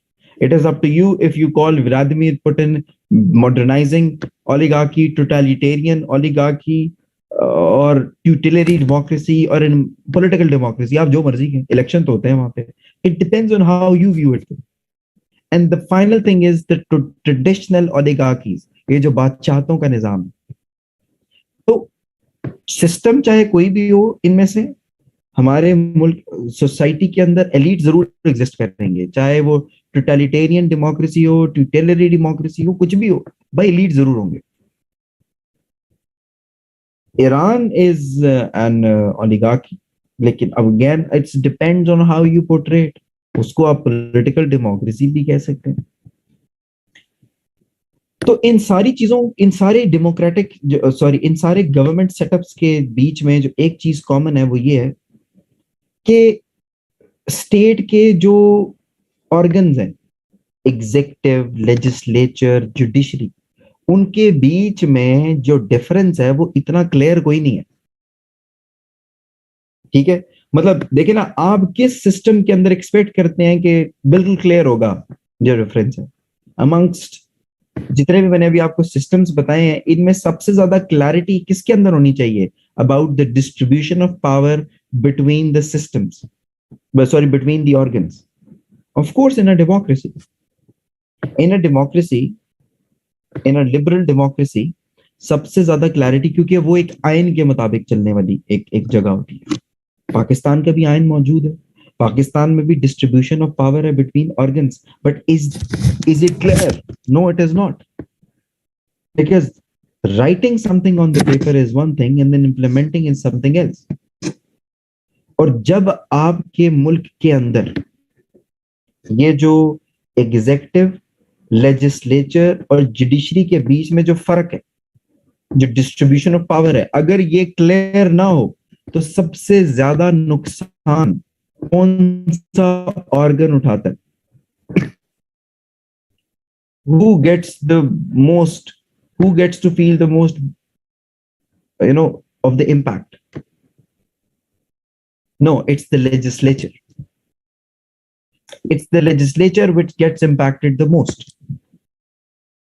क्योंकि उस लेजिस्लेचर की स्पेस को श्रिंक करना, अगर एग्जीक्यूटिव स्ट्रांग है और जुडिशरी स्ट्रांग है, वो आसान हो जाता है। और यही हमने देखा अपने मुल्क के अंदर होते हुए। हमने जिस मुल्क को इनहेरिट किया उस मुल्क में कुछ भी नहीं था, उस मुल्क में आइन नाम की चीज भी नहीं थी। ठीक है, तो जब आइन नहीं है इसका मतलब है डिस्ट्रीब्यूशन ऑफ पावर नहीं। जिन कायदे आजम ने हमारे लिए बनाया मुल्क, वो आइन बनाते बनाते ही दुनिया से रुखसत हो गए। ठीक है, तो फिर एक, और हमने क्या इनहेरिट किया?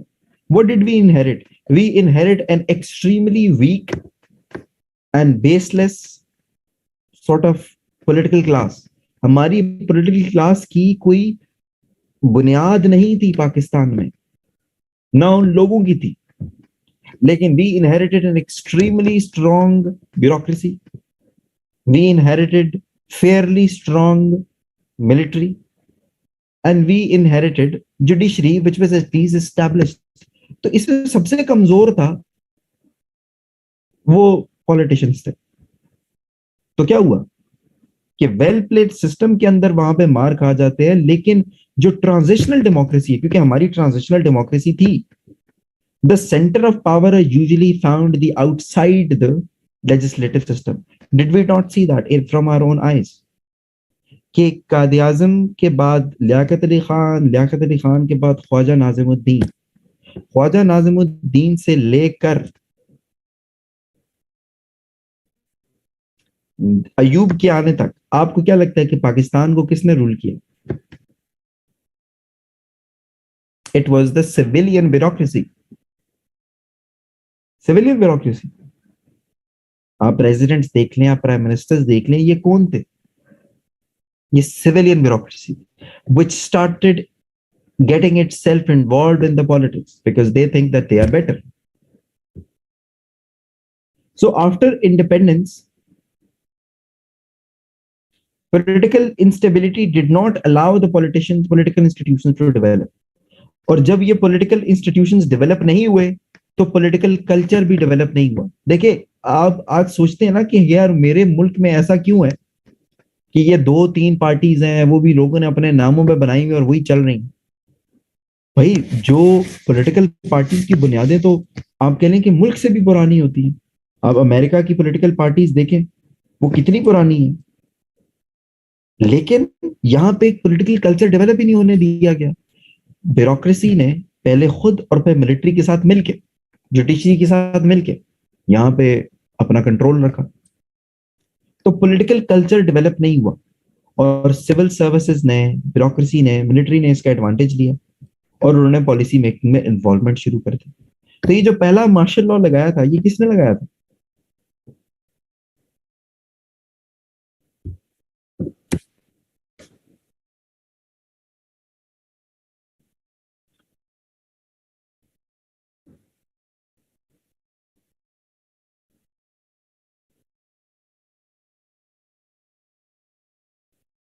Okay, it was Sikandar Mirza who implemented the first martial law, not Ayub Khan. And Sikandar Mirza was not a military man.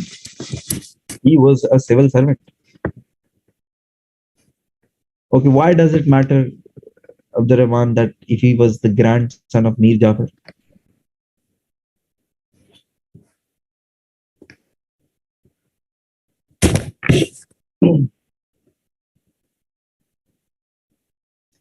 So हुआ क्या कि दो नॉन पॉलिटिकल एलीट, सिविल ने और मिलिट्री ने,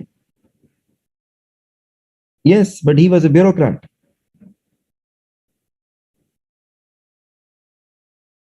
देखिए उस टाइम की जो ब्यूरोक्रेसी है ना, उसको इससे कंपेयर मत कीजिए। पहली बात तो ये है कि मिलिट्री इन इटसेल्फ खुद एक ब्यूरोक्रेसी है, लेकिन उस टाइम पे ब्यूरोक्रेसी काफी मुख्तलिफ थी। अभी आपको बताऊंगा अभी कि कैसे मुख्तलिफ थी।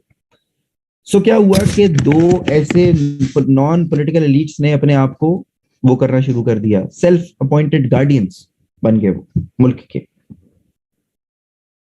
और फिर क्या हुआ, हमने देखा कि 1951 से लेकर 1958 तक भी saw successive dismissals and disintegration of political parties.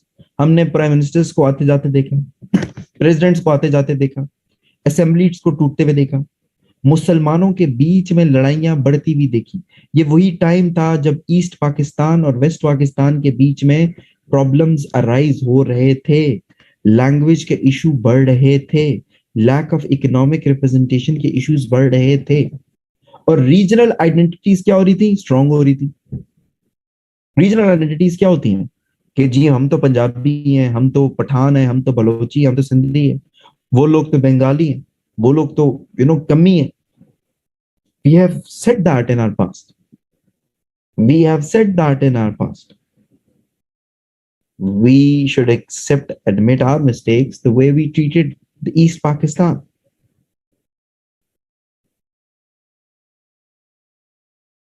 ठीक है, तो इस तरह के प्रॉब्लम्स आना शुरू हुए कि मुस्लिम नेशनलिज्म मर गया 1947 में। उस चीज ने जिसको आपने पाकिस्तान दिलवाया, जिसने आपको मुस्लिम नेशनलिज्म, वो खत्म होने लग गया। क्योंकि देखिए ना, मुस्लिम नेशनलिज्म क्या था उस टाइम, हम कहते थे कि पाकिस्तान का मतलब क्या, नारे लगाते थे कि हम सब मुसलमान हैं, हमें पाकिस्तान चाहिए। तो कभी आपने सोचा है कि 14 अगस्त 1947 के बाद हम ये सब क्यों भूल गए हैं कि हम मुसलमान और हमें पाकिस्तान चाहिए, और मिल गया तो इकट्ठे रहे।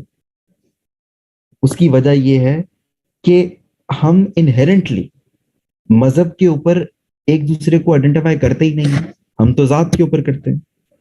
और अगर मजहब के ऊपर करें भी तो मजहब पे नहीं करते, सेक्ट पे करते। That shows how what kind of people we are.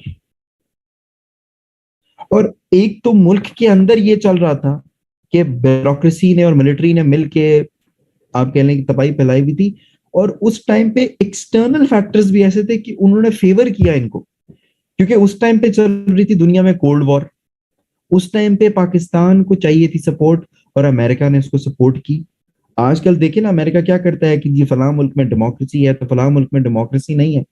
Cold war में इन्होंने किसी को नहीं देखा, इन्होंने देखा कि जो मुल्क उनको सपोर्ट कर रहा है बस उसको सपोर्ट करो। तो उनकी गवर्नमेंट को कंसोलिडेट किया अमेरिका ने। Why did America accepted Ayub as president? They should have said it, na? कि no, you're not a democratic leader. I don't accept you. Make mayors in your country to conduct an election. No, but no, he did not. America did not, because that's what the hypocrisy of the superpowers is at sometimes.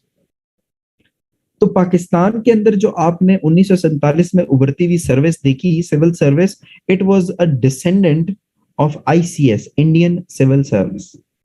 ठीक है, और Indian civil service जो थी वो इंतहा के trend officers थे, और वो लोगों को सर्व करने के लिए, लोगों को ऊपर रूल करने के लिए बनाए गए थे। ठीक हो गया, ये मैं आपको थोड़ी सी हिस्ट्री, ताकि आपको पता चले कि हमारी ब्यूरोक्रेसी आई कहां से। तो अभी तक जो रोल अदा किया है अभी तक का ब्यूरोक्रेसी ने, वो समझ आया आपको? All the points that I have told you, everything, is it clear? Okay. तो हुआ ये कि जब पाकिस्तान बना, तो आप देखिए कि पाकिस्तान बना तो बड़े सगीर की जमीन का बंटवारा हुआ। हम कहते हैं ना पार्टीशन ऑफ सब कॉन्टिनेंट। तो पार्टीशन ऑफ सब कॉन्टिनेंट में सिर्फ जमीन की पार्टीशन नहीं हुई, पार्टीशन ऑफ सब कॉन्टिनेंट में मजहब की पार्टीशन की, कल्चर की पार्टीशन की, लैंड की पार्टीशन की, गवर्नमेंट्स की, पॉलिटिशियंस की पार्टीशन की, मिलिट्री की पार्टीशन की, मिलिट्री इक्विपमेंट्स की पार्टीशन की, और ब्यूरोक्रेसी की भी पार्टीशन की। सब कुछ तोड़ना पड़ा ना। तो आईसीएस को फिर तोड़ा गया, और उसका वो हिस्सा जो कि पाकिस्तान गया, उसका नाम रख दिया गया CSP, civil service of Pakistan. अब नहीं है ये civil service of Pakistan, now it is something else. अच्छा, ये जो सीएसपी थी ना, इसने अपने आप को एग्जैक्ट कॉपी बनाया किसका? आईसीएस का, जहां से वो निकली थी। स्ट्रक्चरल पैटर्न्स भी वो, ट्रेडिशंस भी वो, नॉर्म्स भी वो, एटीट्यूड्स भी वो, तनख्वाहें भी वो, रैंक्स भी वो। ये जो आईसीएस के और ये जो सीएसपी के शुरू वाले ऑफिसर्स थे, they were more authoritarian in their tone, because that's how they were train to be. और इनको आउटसाइड इंटरफेरेंस पसंद नहीं थी, नो डाउट। ये बहुत पावरफुल लोग थे, पावरफुल एज इन कि ये बहुत लाइक लोग थे, और पावरफुल इसलिए थे क्योंकि इनकी जो जिम्मेदारियां थी वो इनको पावरफुल बनाती थी। लेकिन उस टाइम पे आईसीएस के ऊपर किसका चेक था? ब्रिटिश क्राउन का चेक जरूर था।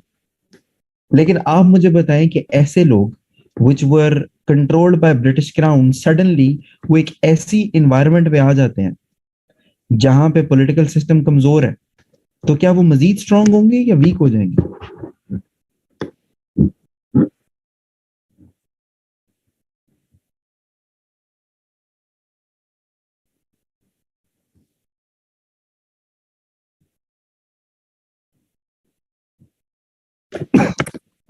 वो मजीद स्ट्रांग हो जाएंगे, और यही हुआ। उनको मौका मिला कि भाई अब तो हमें रोकने वाला भी कोई नहीं है, तो वो मजीद स्ट्रांग हुए। अच्छा, ब्यूरोक्रेसी का बंटवारा भी मजहब के नाम पे हुआ।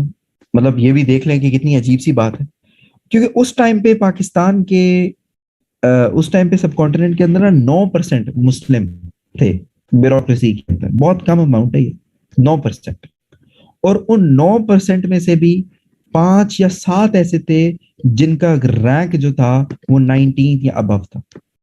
5-7 ऐसे थे, बस दैट्स इट।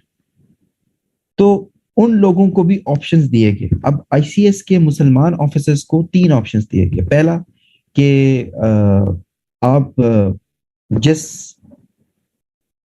मर्जी सर्विस में चले जाएं, आप इंडिया में रहना चाहें, आप पाकिस्तान में रहना चाहें, पाकिस्तान चले जाएं। ना आपकी रैंक में कमी होगी, ना सैलरी में कमी होगी, ना पेंशन में कमी होगी, ना पर्क्स में कमी होगी। ये पहला ऑप्शन दिया गया। दूसरा ऑप्शन दिया गया था कि आप सर्विस छोड़ दें, ठीक है, और आपकी जितनी भी सर्विस बाकी रहती है, उसकी जितनी भी तनख्वाह बनती है, उसकी जितनी भी पेंशन बनती है, वो भी हमसे ले लें। तीसरा कहा कि आप सर्विस छोड़ के दोबारा से अपने मुल्क जाके अपने आप को री एंटर करवाएं। अब most of the people they took the first option, ठीक है। और वो 101 मुसलमान अफसर था वहां पे इंडिया में, सब कॉन्टिनेंट में। उनमें से 95 ने कहा कि हम पाकिस्तान जाएंगे। अब ये 101 बंदा कौन था? वो लोग जो कि आईसीएस और आईपीएस से ताल्लुक रखते हैं ना। माइंड यू, यहाँ पे भी मैं आपको एक चीज क्लियर कर दूं। इंडियन सिविल सर्विस उस time, it meant the administrative service.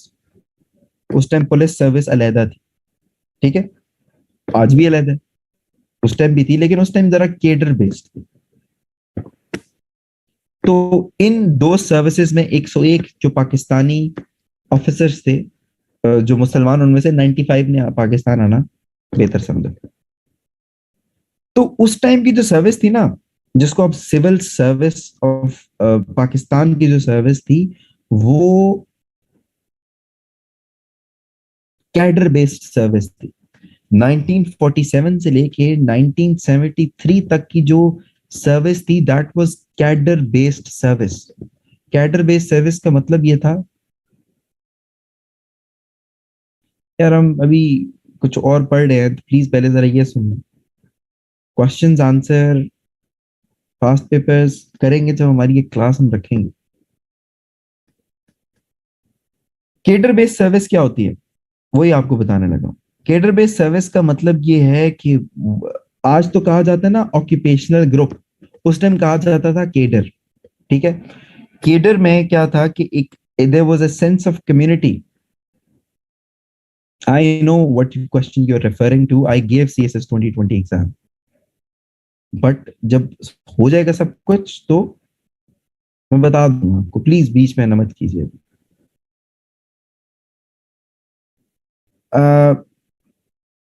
Cadre based क्या होता है कि केडर में एक सेंस ऑफ कम्युनिटी होती है, और केडर बेस्ड सर्विस का जो सबसे बड़ा एक चीज थी कि इसमें हायरार्की थी सिविल सर्विस के अंदर।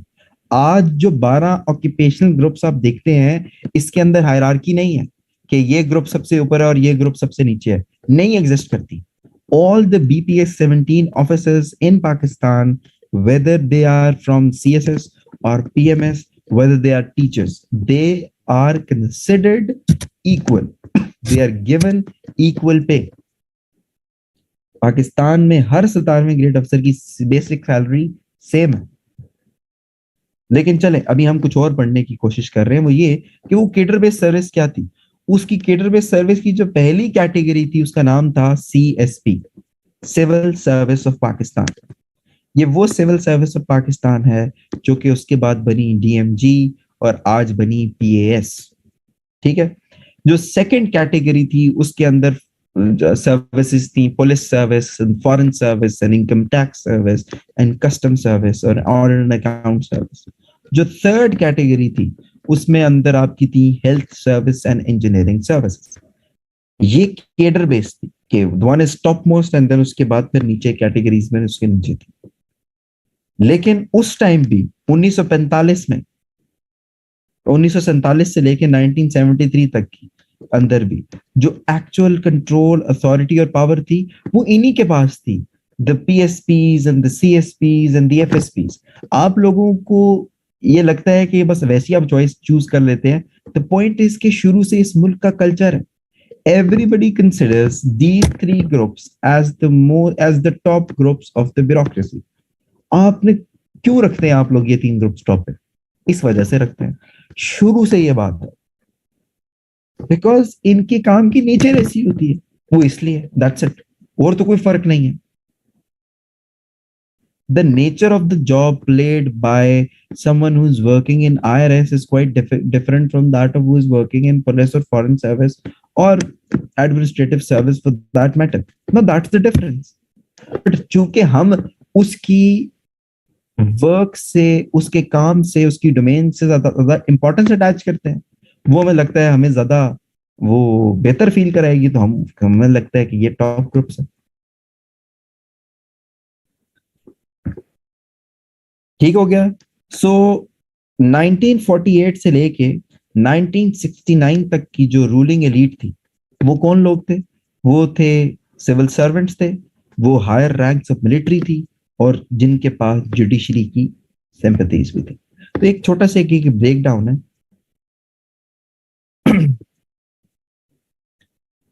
देखिए, perks and privileges with in an occupational groups भी सेम नहीं होते हैं Faizan. Within the occupational group, perks and privileges, and first of all, why do we have to know it right now? Why, like, do you have to know it right now? What are the perks and privileges? But no, they're not the same. Even within the occupational group, they're not. It depends on your post.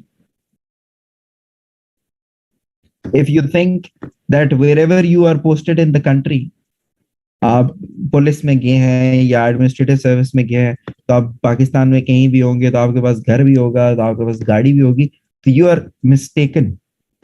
ऐसा नहीं होता। फर्क है, बहुत फर्क है चीजों के अंदर। हमारी सोचने की बातें और होती हैं, रियलिटी कुछ और होती है।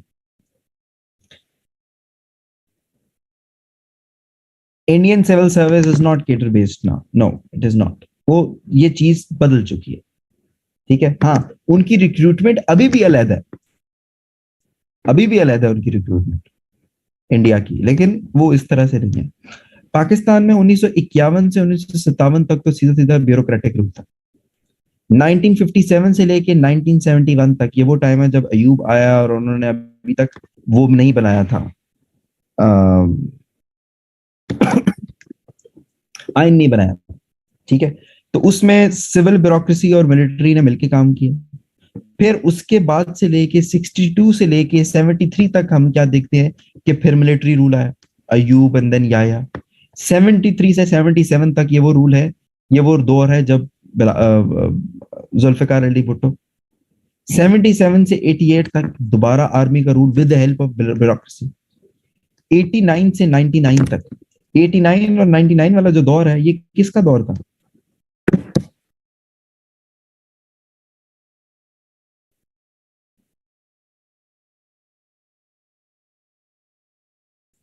ये दौर था म्यूजिकल चेयर का पाकिस्तान में, कि जब इस कंट्री के साथ, इस कंट्री की प्राइम मिनिस्टरशिप और प्रेसिडेंसी की कुर्सी के साथ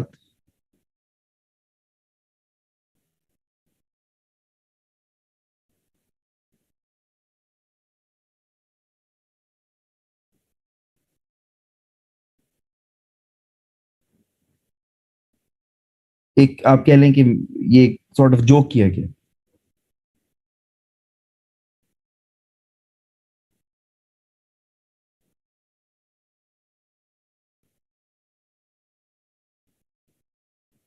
ठीक हो गया। और उसके बाद क्या हुआ? उसके बाद फिर मुशर्रफ का दौर आ गया। अब आप एक चीज नोटिस कीजिए कि मुशर्रफ के दौर के अंदर भी फिर लेजिस्लेटिव इंस्टीट्यूशंस को कमजोर बनाया गया। मुशर्रफ के दौर में ब्यूरोक्रेसी को भी काफी ज्यादा रिफॉर्म किया गया। उसके बाद फिर पीपीपी का दौर आ जाता मुशर्रफ के दौर के बाद, फिर नून लीग का दौर आ जाता, फिर पीटीआई का दौर आ जाता, और फिर वो जो कि अभी आपके सामने। सो what I have tried to give you is a picture of changing regimes in the country, so that you can actually see in all of these regimes the role of the bureaucracy. तो अगर मैं बात करूं पाकिस्तान की bureaucracy के अंदर reforms की, तो हम ब्यूरोक्रेसी के अंदर आने वाले रिफॉर्म्स को दो हिस्सों में तकसीम कर सकते हैं। एक वो जो कि 1973 से पहले आए, और एक वो जो कि 1973 और उसके बाद है। हमारे लिए जो इम्पोर्टेंट है, जो रेलेवेंट है, जो कि आज के टाइम पे रेलेवेंट है, वो है जो कि 1973 और उसके बाद में लिए गए। क्योंकि 1973 में पाकिस्तान की सिविल सर्विस को रीडिफाइन किया गया था। तो उसको हम डिस्कस करेंगे कि क्या ऐसा किया गया। देखिए 1973 के सिविल सर्विस, 1973 का साल जो है वो हम यूजली इस चीज से याद रखते हैं, जानते हैं, मानते हैं कि इस साल पाकिस्तान को अपना आइन मिला। लेकिन पाकिस्तान को आइन मिलने के बाद अगर कोई सिग्निफिकेंट चीज मिली, तो वो ये 1973 के सिविल सर्विसेज रिफॉर्म्स थे।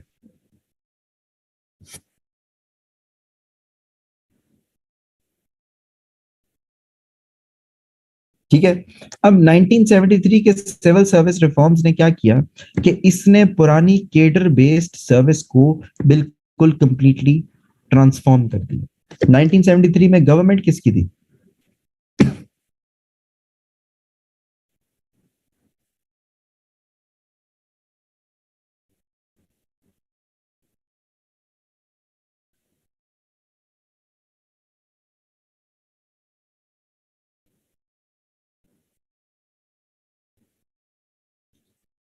It was the government of Bhutto. ठीक है। तो according to Bhutto, why did he feel the need to reform civil service? According to Bhutto के ये जो ब्यूरोक्रेसी है, it is too strong, it is too independent, and it is so independent and so strong कि अगर हमने civilian rule को, politicians के rule को कंसोलिडेट करना है इस मुल्क में, तो सिविल सर्विस को चेंज करना पड़ेगा। ठीक है। तो ये उसकी, उनका मकसद था सिविल सर्विस को बदलने का। ठीक है। तो उन्होंने क्या किया? उन्होंने केडर बेस्ड सर्विस को कर दिया खत्म, और यूनिफाइड नेशनल पे स्केल्स इंट्रोड्यूस करवा दिए। आप लोग देखते होंगे कि आपकी पाकिस्तान में रैंक्स के साथ लिखा होता है बीपीएस, बेसिक पे स्केल। ये उस टाइम से चल रहा है।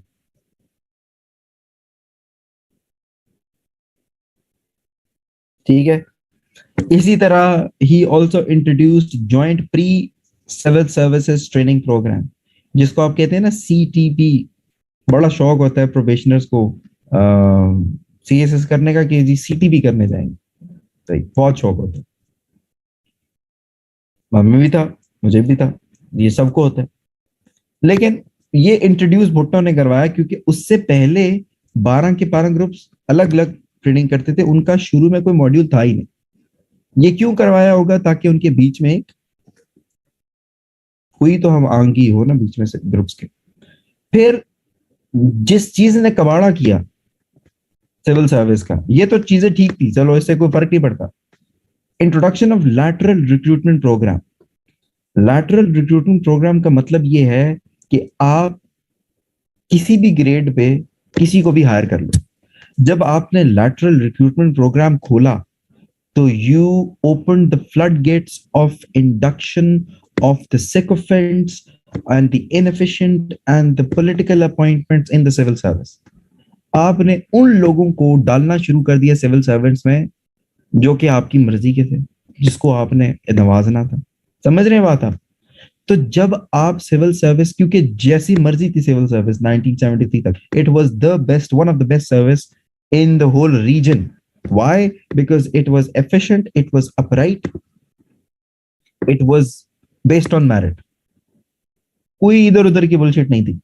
वो लोग, वो जो उस टाइम के सिविल सर्वेंट्स थे, वो घबराते नहीं थे काम करने से। क्यों? क्योंकि उनको प्रोटेक्शन हासिल थी। किसकी प्रोटेक्शन हासिल थी?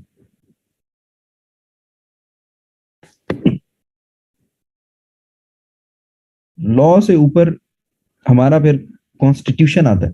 उनको कॉन्स्टिट्यूशनल प्रोटेक्शन हासिल थी कि once a civil servant is appointed somewhere, उसको आप पोस्ट से हटा ही नहीं सकते, उसकी ट्रांसफर ही नहीं कर सकते आप, जब तक आप कोई सही वैलिड रीजन ना दे। आज तो ये मजाक बन गया ना। If you post someone in a certain area और इन अ सर्टेन कंट्री और इन अ सर्टेन डिपार्टमेंट, आप उसको नहीं निकाल सकते जब तक उसका टेन्योर नहीं पूरा होगा। सच अ बिग थिंग। लो, तो एक तो लैटरल रिक्रूटमेंट प्रोग्राम ने कबाड़ा किया, उसने वो लोग घुसाए जो कि इनएफिशिएंट थे। तो जो एफिशिएंसी का जो स्ट्रक्चर था ना, कि नीचे से लोग हायर होंगे और वही लोग ऊपर आएंगे, वो टूट गया।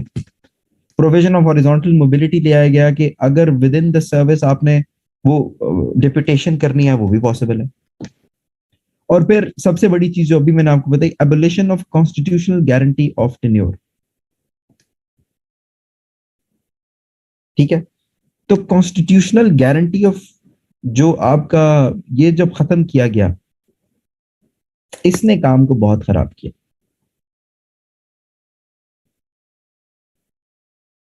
क्यों? क्योंकि इसने डायरेक्टली पेग कर दिया ब्यूरोक्रेट्स को, सिविल सर्वेंट्स को under the politician. Now I am not disputing, अब इस सारी बातों का मतलब ये मत दीजिएगा कि I am trying to say that bureaucrats should not be accountable to politician. They must be, they must be, just like John Stuart Mill said. But John Stuart Mill also said, do not weaken the bureaucracy, rather strengthen it। और अगर आपने bureaucracy से, आपको इतना डर है कि वो डिस्पोटिक हो जाएगी, जो कि पाकिस्तान में हुई, अब मैं रिलेट कर रहा हूँ थ्योरीज के साथ आपको, तो आपको बजाय इसके कि ब्यूरोक्रेसी को वीक करें, आपको क्या करना चाहिए था? You should have strengthen the democracy. You should have created more avenues for the involvement of people in the governance process. Can anybody tell me what's the best way of involving people in the governance process?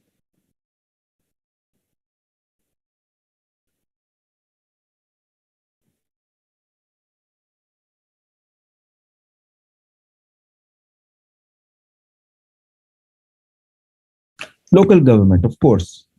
Local government is the most convenient and the most efficient way. But ironically, आज तक किसी भी democracy ने, जो अपने आप को democracy कहती है, डेमोक्रेटिक गवर्नमेंट ने true form of local government introduce नहीं करवाया। जिन तीन गवर्नमेंट्स ने इंट्रोड्यूस करवाए, वो तीनों डेमोक्रेटिक नहीं थी। So we need to see कि where does the problem lie. It of course lies within us. तो जब आपने इस तरीके के रिफॉर्म्स लेके आए, no it does not mean changing occupational group within service. Of course आप वो भी कर सकते हैं। It meant deputations. Horizontal mobility का मतलब ऑक्यूपेशनल ग्रुप स्विच करना नहीं है, within your occupational group आपकी मूवमेंट है। ठीक है? It's not that of an important thing, but ये एक चेंज था।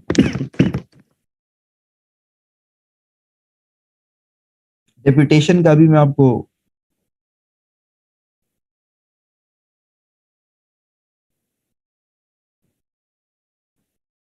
Okay, yes exactly. तो इससे क्या हुआ? सेरीन, लेटरल रिक्रूटमेंट का मतलब ये है कि मैं इश्तिहार दूं कि मुझे 20वें ग्रेड में फला अफसर चाहिए, उसको मैं 20वें ग्रेड में हायर कर दूं। पहले ऐसा नहीं होता था। पहले 19th ग्रेड वाला ही 20th ग्रेड में जाएगा। और the services quota, you mean the arm forces quota? Yes, वो तो बाद में, बिल्कुल 1973 के बाद, उससे पहले नहीं। वो तो इनफैक्ट जिया ने इंट्रोड्यूस करवाया था। ओके, सो इससे हुआ क्या, एक तो जो सीएसपीस की जो डोमिनेंस थी वो खत्म हो गई, डाइल्यूट हो गई। और उससे लेकिन जो नुकसान हुआ वो ये कि आपने अपराइट ब्यूरोक्रेसी को, जो कि इंडिपेंडेंटली काम करती थी, आपने मार दिया। वहां से डाउनफॉल शुरू हुआ। Now I have a homework for you guys. I hope that you guys have bought that book governing the ungovernable. सबके पास है? नहीं है तो मेरे ख्याल से ले लेनी चाहिए। कोई एक आधा किताब अगर कोई अच्छी पढ़ ले तो कोई फायदा ही होगा। जीपीपी के स्टूडेंट के लिए तो वो किताब बहुत जरूरी है। What I want you guys to do is I want you guys to read the chapter of civil service from that book, Governing the Ungovernable. ये इशरत हुसैन साहब की किताब है। यकीनन आप में से कुछ लोगों ने पढ़ी भी होगी, गवर्निंग द अनगवर्नेबल जी, डॉक्टर इशरत हुसैन की जो किताब है। इसमें जो सिविल सर्विस का जो चैप्टर है वो आपने पढ़ना।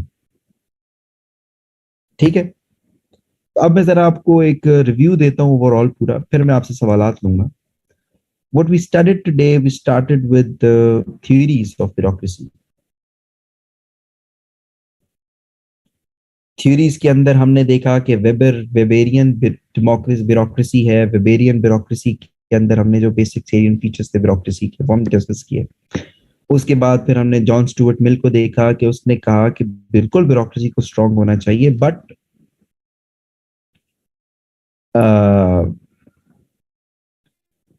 उसमें क्या होना चाहिए कि ब्यूरोक्रेसी को स्ट्रांग होने के साथ साथ लिबरल डेमोक्रेसी को मजीद स्ट्रांग होना चाहिए ताकि उसको अकाउंटेबल ठहराया जा सके, because the ultimate authority in the country is the common man. उसके बाद फिर हमने देखा कार्ल मार्क्स ने बताया कि भाई बहुत पुराने वक्तों से ये ब्यूरोक्रेसी का कॉन्सेप्ट चल रहा है। ये अभी स्टेट्स के बनने के बाद थोड़ा फॉर्मलाइज हुआ है, बट ये तो रिलीजन में भी मौजूद रहा है, ये तो इंडस्ट्रीज में भी मौजूद है, ये तो बोर्जुआज प्रोलेटेरिएट के खिलाफ इस्तेमाल करते हैं। और अगर मैं क्लास सोसाइटी से क्लासलेस सोसाइटी बनाना चाहता हूं तो मेरे अगेंस्ट तो सबसे बड़ा हर्डल यही है। ठीक है, और अगर आपने सोसाइटी को बेहतर करना है, क्लासलेस सोसाइटी की तरफ जाना है, तो ब्यूरोक्रेसी को खत्म करना है। तो पहले दो और कार्ल मार्क्स ने फर्क ये कि कार्ल मार्क्स ने इसको मसला समझा, ब्यूरोक्रेसी को। पहले तो उन्होंने मसले का हल समझा। फिर हमने बात की वुडरो विल्सन की, whose mentality and ideology and principles were matching as of those given by Weber and John Stuart Mill. The only fundamental difference between Weber and that of the Woodrow Wilson was that on the question of the dichotomy of policy and administration, in which Woodrow Wilson takes a stance that it is more practical that the administrators as well as the policy maker have an input while making and implementing the policies, because that's how you create more confluence. Then we came towards we came towards the next topic, which was like what contribution bureaucracy has played in the history of Pakistan. And for that, we analyzed how the society is designed, who are elites, how to classify elites, what are the roles of elites in Pakistan, and how since 1947 up till now the governance systems have changed and how the bureaucracies have contributed. And we also saw a difference at sort of a you know a difference between the civil service before 1973 and after 1973. Now, I it's a recommendation. I'm highly recommended you guys please read that chapter. वो बहुत जरूरी आप पे पढ़ना, वो optional नहीं दे रहा मैं। ठीक है, तो आई होप आपको आज का लेक्चर समझ भी आया होगा, कुछ नई चीजें आपके दिमाग में बैठी भी होंगी। ओके फैजान, वो इसलिए क्योंकि मिल्स ने ये बात की थी कि उसके लिए मैटर नहीं करता था कि ये परमानेंटली आता है ब्यूरोक्रेट या टेम्पररीली आता है, ये किस सर्विस से बिलोंग करता है, इसको किस सर्विस में. For Mill, it was irrelevant whether you put a police officer as a foreign secretary. It didn't matter for him as long as he knew how to work. But for Weber, the structure mattered. That's what I meant. Anything else? कोई चीज जो आज के lecture में समझ नहीं आई वो बताइए.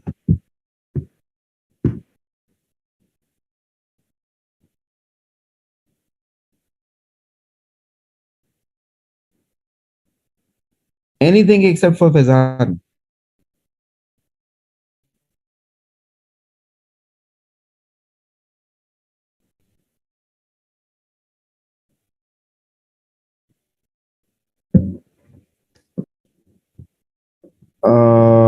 So I can't say anything about the.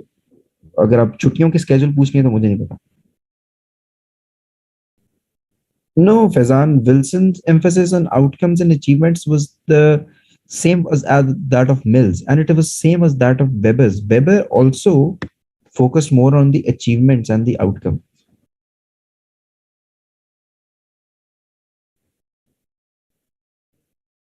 Abdul Rahman भाई, जर्मनी का कोई गवर्नेंस सिस्टम का इस तरह नाम नहीं है. जिस चीज की आप बात कर रहे हैं बेसिकली वो ये कहना चाह रहा था कि उस टाइम पे वेबर ने जो टाइम देखा, वेबर ने ऑटोवन बिस्मार्क को जर्मनी को रूल करते हुए देखा. वेबर ने देखा कि कैसे बिस्मार्क ने, अब this is not for everybody so please don't freak out और एनीथिंग, ये इनको जानने का शौक है तो मैं इनको बता रहा हूं. ऑटोमन बिस्मार्क ने जिस तरीके से अपनी मिलिट्री को रिफॉर्म किया उसी तरीके से वेबर ने सिविलियन ब्यूरोक्रेसी को रिफॉर्म किया. तो ये वो एक चीज थी कि उन्होंने कैसे इंस्पिरेशन ली उस टाइम की पॉलिटिकल सिस्टम से. ठीक है, मिल गई तसल्ली. Okay, anybody else? चले, thank you so much. Eid मुबारक from my side because of course मेरी कल तो क्लास नहीं होगी. फिर यस छुट्टियां हैं.